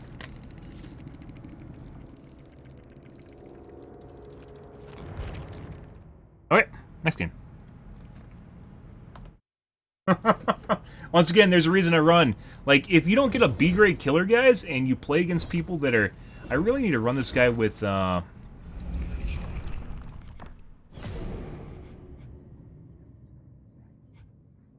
purple perks, so I have an idea of the shock therapy delay. Because that's something you have to remember.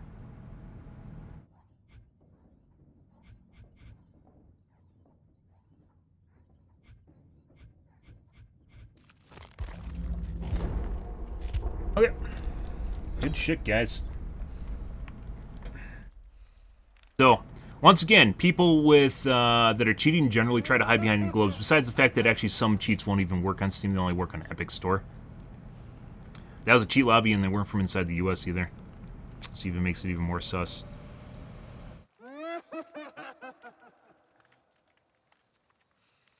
Like, I even used my static charge, and it just didn't give us an aura. Like, it didn't give us the kill aura. Like, you heard them screaming, you could see the arrow, but you couldn't actually see where they were.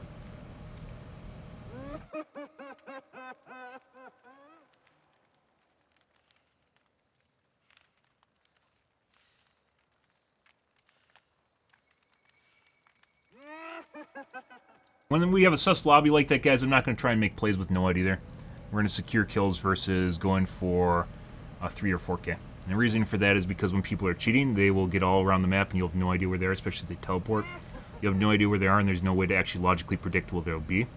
So there's no reason to go for 3 or 4K. which is why I didn't do it, even though we had Noed.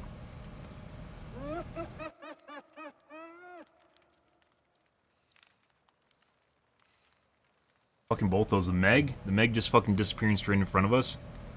Pretty ridiculous. And you have a Cheryl just running around making zero sound. Yeah. Well, screaming constantly while in Madness 3. Okay. No calm spirit either. Just muted completely, no sound at all.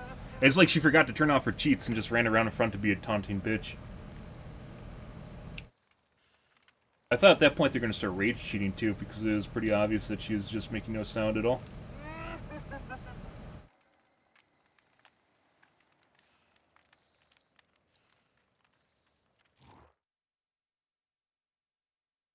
Once again, when we played Legion, guys, it was the same shit. When we play Legion... Yeah, no, we aren't playing against the entire globe lobby again. Once again, one of the reasons we, when we're playing Legion, it feels like people that are cheating can actually...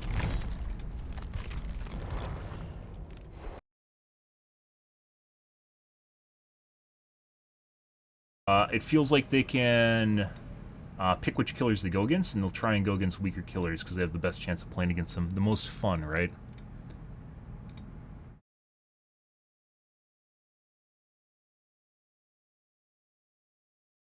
Play Nemesis and have perfectly normal games, and then we play like Legion, and then we just got shit. Just like constant cheat lobbies.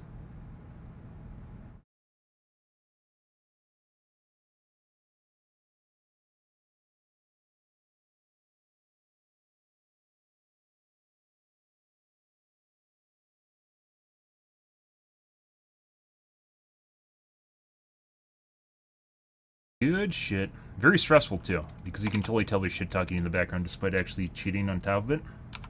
They just, like, sit there and fuck with you and just jack off to it.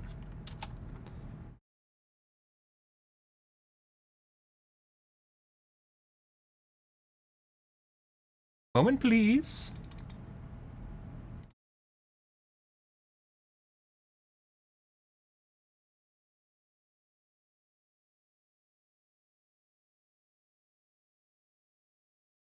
Hmm.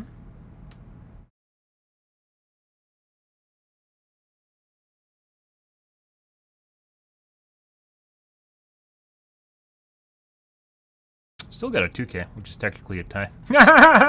We still got a 2K. So there's that.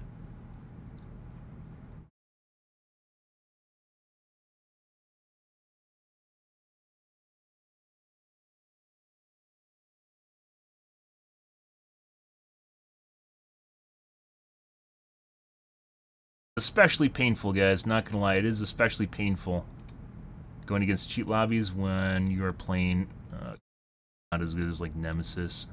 I guess any of the top tier killers. We'll see. I really need to use the purple detonation add-on. I wanted to actually get some practice down with them before wasting add-ons that I won't be able to easily replace, but here we are.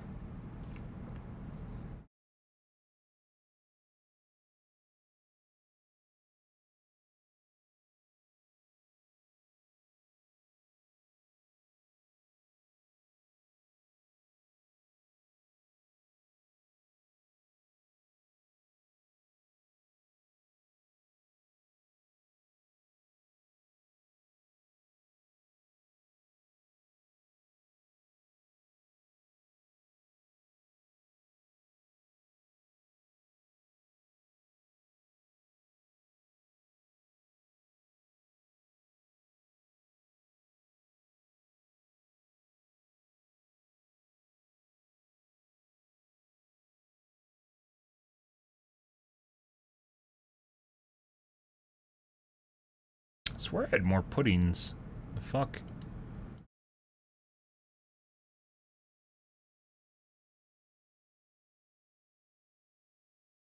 Party favors. Party favors make survivors extra frothy.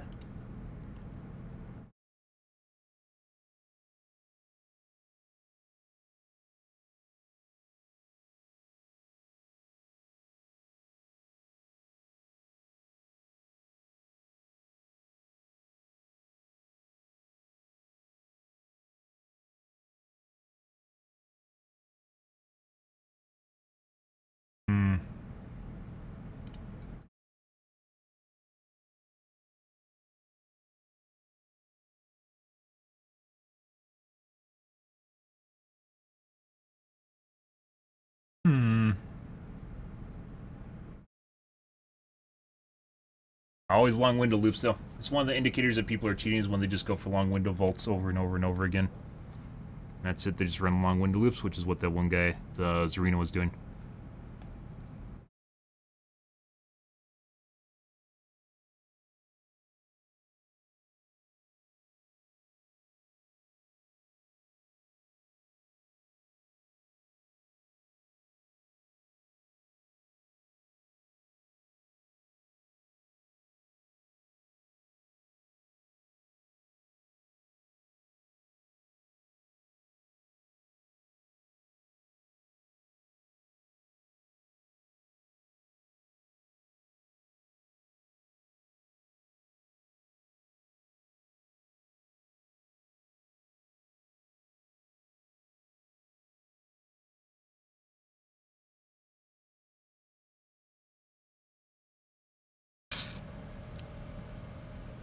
Probably a cheat lobby.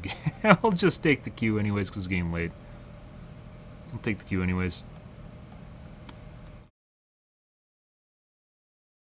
Like I said, when I was playing Legion, though, Legion, Plague, Trickster, it's always the same shit. It feels like when you're playing a shittier killer, survivors or like cheaters can queue into it. I don't know why. Assumedly, if you're cheating, you can play well against pretty much anything except Nurse. It's probably the only one that actually stands a chance of killing you. But we tested it before. We just had nights where we just play Nemesis and then switch off for Legion games and then just immediately run into a cheat lock. Luck add-on. Okay.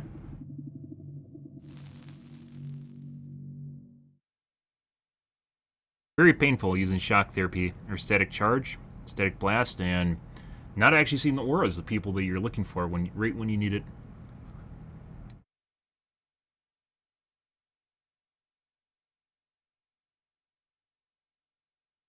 If that's a bug or a quirk with Doctor. I assume if they're behind walls, they still show up. Like, they should show up, at least from what I've seen. Or just cheating. I don't know which it was. There's a lot of weird shit going on in that game.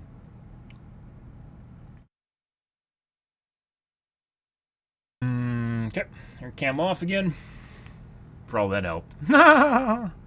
Really painful. We definitely got, like, great downs. We perfectly played the hook, and then they just toggled the shit on. And that was basically the end of it. Very, very painful.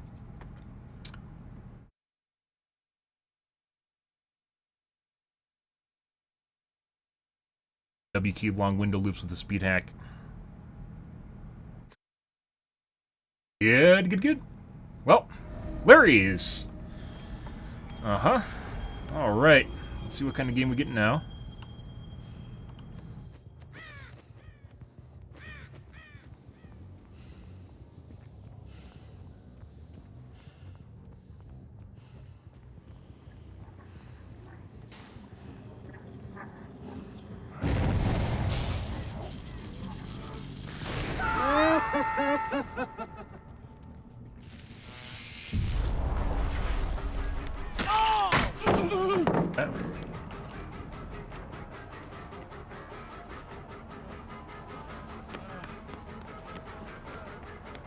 Oh, dead hard? Auto dead hard. I baited the shit out of that, guys. Got a W key. Hey, buddy.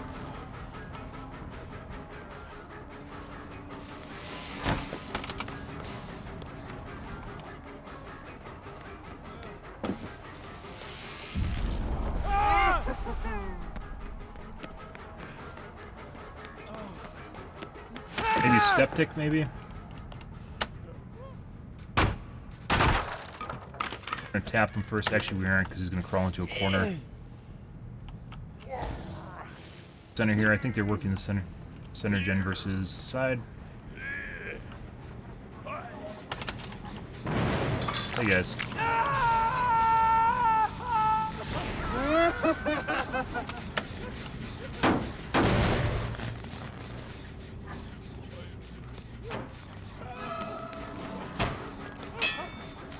I was late. I was contemplating whether or not I should shock therapy her or I should actually hit her normally.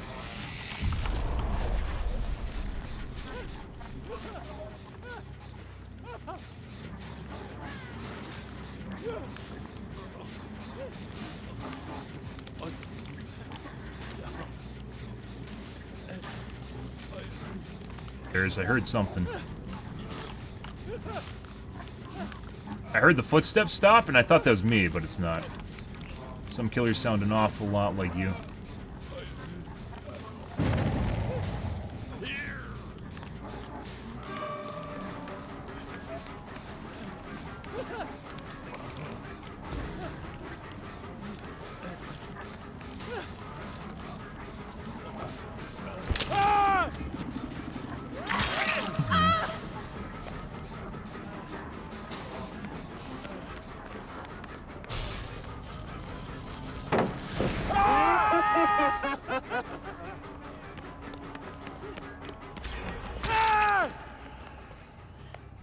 No, you can't make that. DS, if he has it. Nope, he's over here so we don't get fucked with.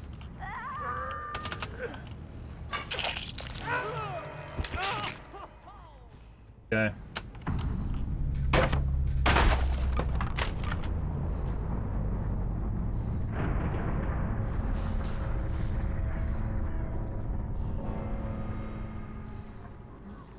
Depression.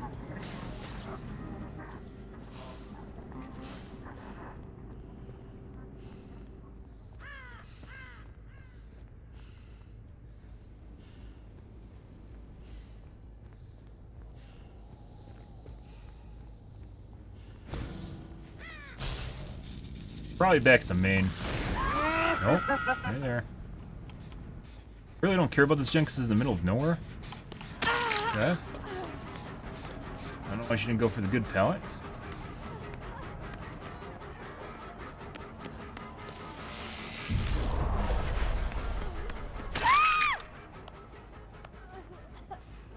I really don't want to be over here because this is in the middle of nowhere, and as such has basically no tactical value. No strategic value. Tactical, strategic, one of the two.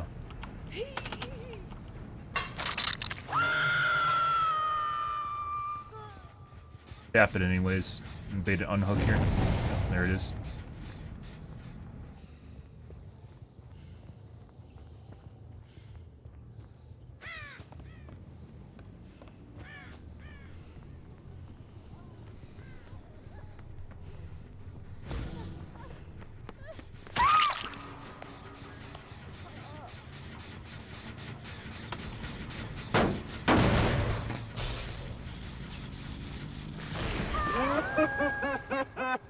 And DC.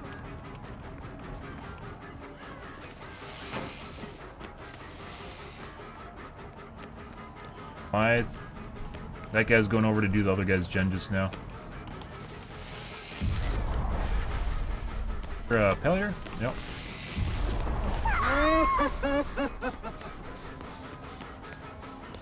No, she seems fast. Oh.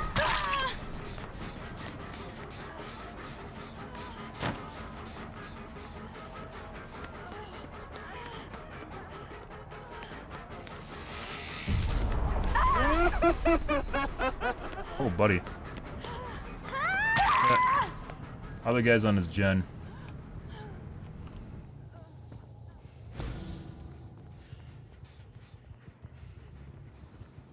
Heard a sniffle.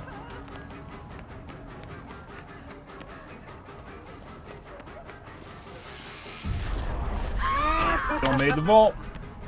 One of the problems with Doctor, even when you hit the shot, it doesn't matter because it doesn't go off in time. That's the netcode problems right there.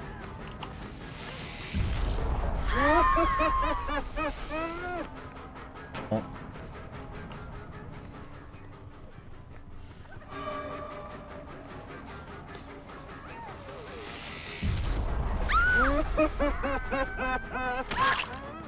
Nope. Got it. 2.5 seconds, guys. I gotta get the timing down just right. Okay. Look over there for the other guy.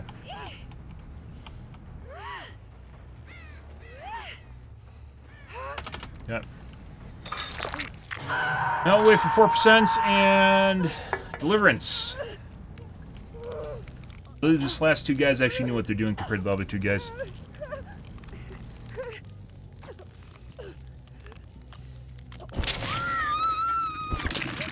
She knew what I was doing. Good.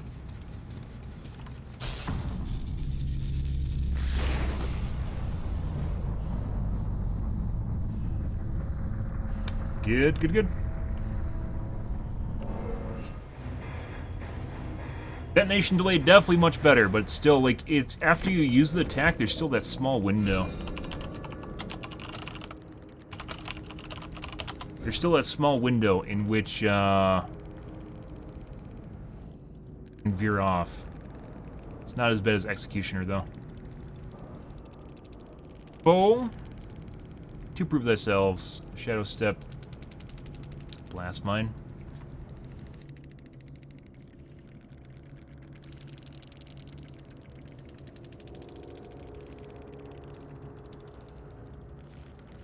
Alrighty, guys.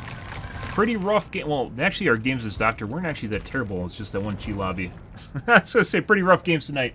No, not really. Not really. It's just that 4-man cheat lobby just wasn't. Yeah, that'll happen though. I swear I had more of these. Guess I don't have that many add-ons because we only did 2 mil in them. We did 2 million BP and got shit for add-ons on them. Only 2 mil. Don't worry, it's not that much, guys. It's only 2 mil on them. But I want to use up all of his good BP add-ons because if I decide not to play him, this is better than Executioner though, but still kind of shit.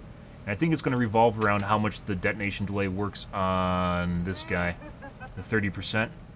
That 30% could be the difference between being able to work really well against really good Swiffers and good Survivors, or it might not be enough to actually close loops. It depends. We got 16 Black Wards too. Need this no matter what. No matter what other add-ons we use, we need that.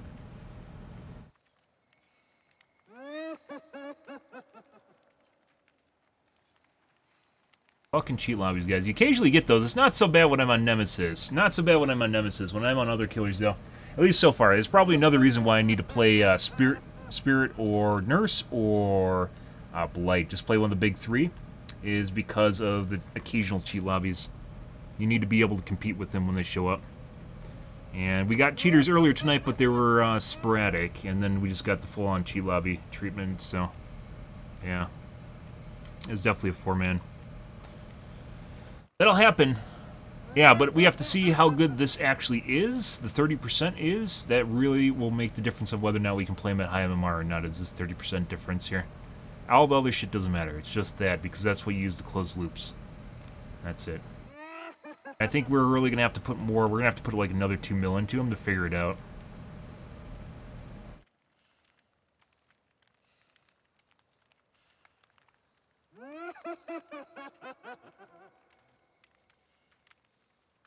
Kind of feels like if you use your shock therapy twice in a loop, you're doing it wrong.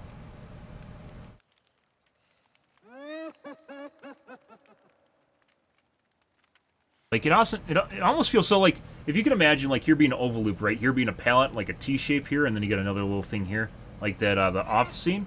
When you go around this oval loop here, if I shock him, and I don't make up enough difference to catch up to him, something's going on. I don't know if it's a cheat or what, but, like, when you have the oval loop right there, and then you have the palette right there in the center, and then you have the other oval right over here, the smaller oval over here, if I go over here and I shock him right before he goes for the palette, and I don't have enough time to make up the difference between the two, something weird's going on. Because if you shock him and he maintains the same distance after you shock him, then something's going on, right? Something isn't quite kosher. If I get my shock off and it's not actually fast enough, it doesn't give me enough time to actually catch up to him. The 15% movement speed doesn't give me enough time to catch up to him. Something weird's going on. Not sure on that one yet, though. That's the feeling that I'm getting. It happened earlier tonight with that cheater on the Temple of Purgation, too. It was the same shit where I shock him, and if I go for another loop, it also happened in Garden as well, where I went for a shock, and when I went for a shock, it didn't actually catch me up to him at all, even though, like, we hit it, and they couldn't vault the pallet or whatever, they couldn't drop the pallet or vault the window. It also felt like there, where we weren't getting any distance, even though we're blocking the loop, we still didn't get enough distance to catch up to him. And I don't know if that's cheating or what. We have to play Doctor more. I remember that feeling distinctly back when I played him a year ago, but obviously I have a lot more hours under my belt since then. And I think it was kind of spot on. It feels like that's when things are really sus. You can't make up the difference in distance if you shock them and you gain no distance. And something weird's going on. Like they're running slightly too fast. Because it does take time. When you use your shock therapy, it does take time for you to slow down and then speed up again. But causing them to miss their loop, a window would mean that they can't even vault at all.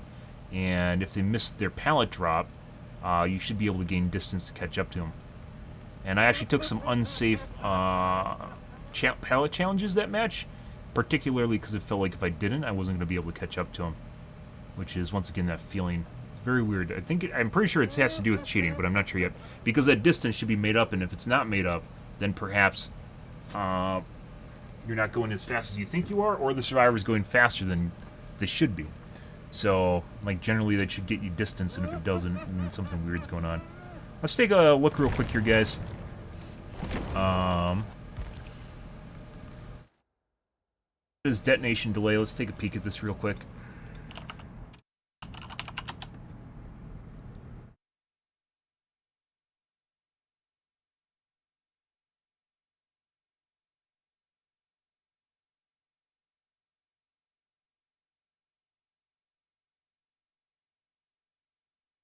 Shock therapy is 3.08.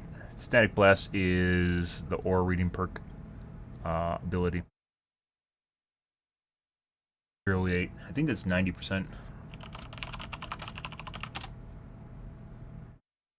hate when they use percents and then they use numbers.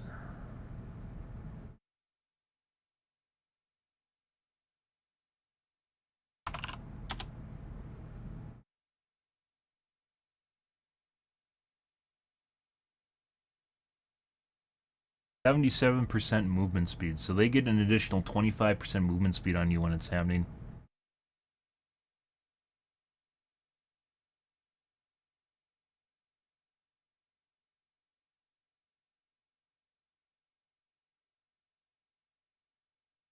I think this means that, so you start at 115 and then it goes down to 77, so I think it's prorated.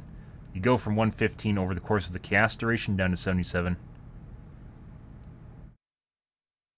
So obviously, this add-on, the shock therapy add-on that reduces your static charge blast, also increases your movement speed because you spend less time walking slowly.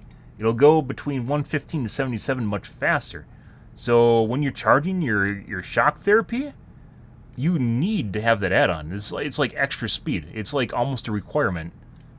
So when I was playing with the yellow add-on, and that's why I want to use it, the yellow add-on and now the green add-on, I don't even think that works. I think you need to have the purple, because not only will it allow you to get it off and time it better, but at the same time it will reduce your movement speed penalty because it goes off faster.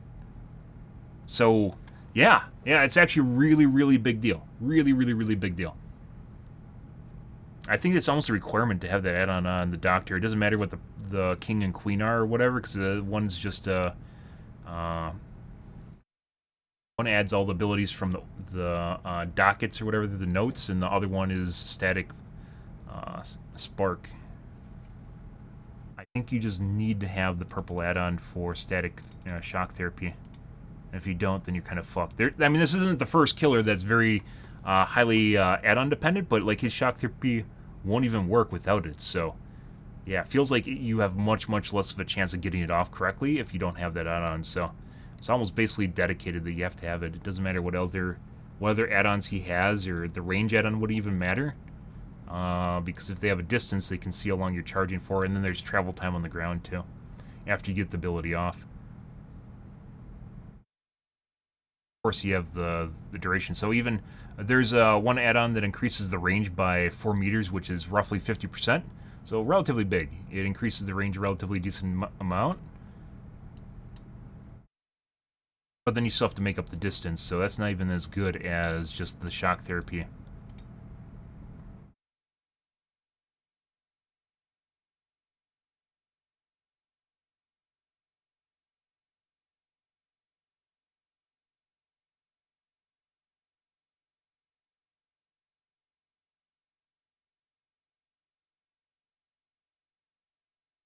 Delay. Oh, it's not charging delay, is it? It's just how long it takes before it explodes on the ground.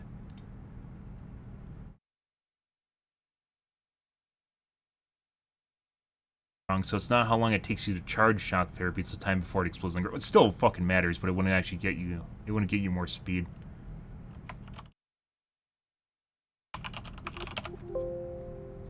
Detonation, detonation. Yeah, so 1 second and 1 second, so 2 seconds is quite a long time. Executioner also had problems with this. Doctor's a little bit different because he has a huge radius, and then it blocks him for 2.5 seconds. But if you get it too close to where they can vault, they vault anyways.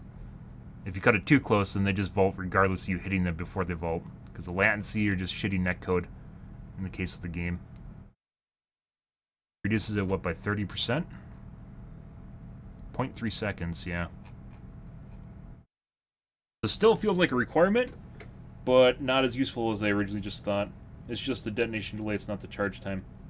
Which is the time on the ground before it pops up.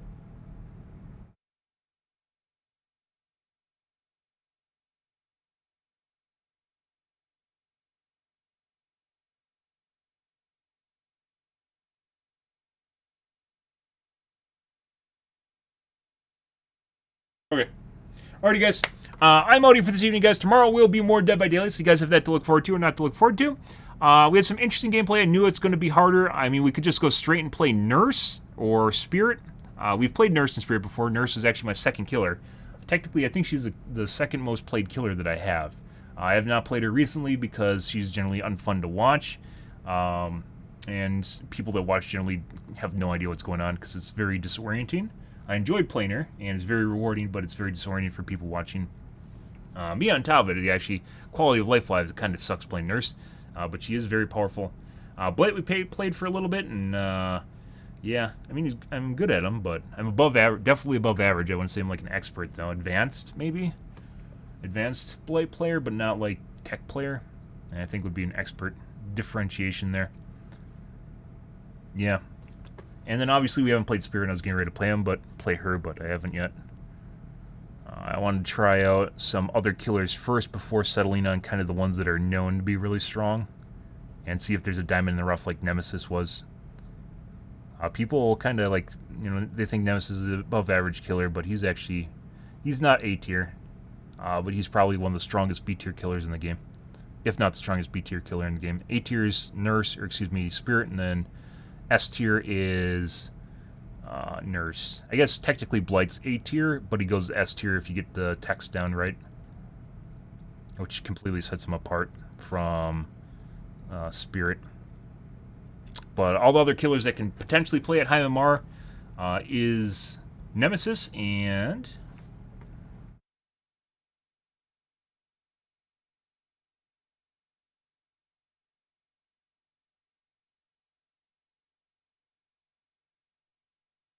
seconds. Yeah. Potentially is Nemesis. Top of the B tier. The bare minimum to play against high MMR squads. Alrighty, guys. I'm out here for this evening, guys. If you enjoyed the bullshit, you enjoyed the fun, make sure you hit the follow button in the top right-hand corner. You enjoyed the madness. I do stream every day from evening to late night, GMT minus 6, so 8 to 9 p.m. Central Standard Time to 1 to 2 a.m. Give or take, depends on my life, what's happening, etc., etc. Tomorrow, guys, will be more of the dibs, and we will be continuing on with playing Doctor. Yeah. I mean, still experiencing some of the fun. The fun I did the last time I played him. But yeah. One of the reasons we're playing Doctor is to find, when we lose a tunnel, is to find the tunnel. But we played Doctor, and then on that cheat match, guys, on the four-man cheat match, we used static charge, and we never again saw the Zarina. We never again saw the Zarina with static charge, ever. And, yeah. There's, like, no way around that. And the time that we used it when we were right next to her, it wouldn't display her aura, which could have just been a cheat thing. I don't know. We had this problem before. I distinctly remember this back when I played Doctor, was we'd run into people playing Calm Spirit, because for some reason they're nowheres. Yeah, we ran into a disproportionate number of people running Calm Spirit. And then it also seemed like people were getting in lockers whenever I had static charge. Like, they'd just instantly get in a locker, which is really fucking weird. And the timing would be weird. They'd either have to be nowheres, or they'd immediately have to shout it on voice comms. And even then, they'd have to, like, insta-dodge to a locker, right? And that would make noise if they fastly go into a locker. So I don't know. I don't know. We might run into the same problems And then, of course, you go into cheaters that completely changes the game, so. Alrighty, guys, I'm out here for this evening, guys. It was a blast. It was a static blast. But I'm out here for this evening, guys. Thanks for watching my stream, as always, and I hope you guys have a wonderfully fantastic Sunday night and Monday morning. Have a good day, guys.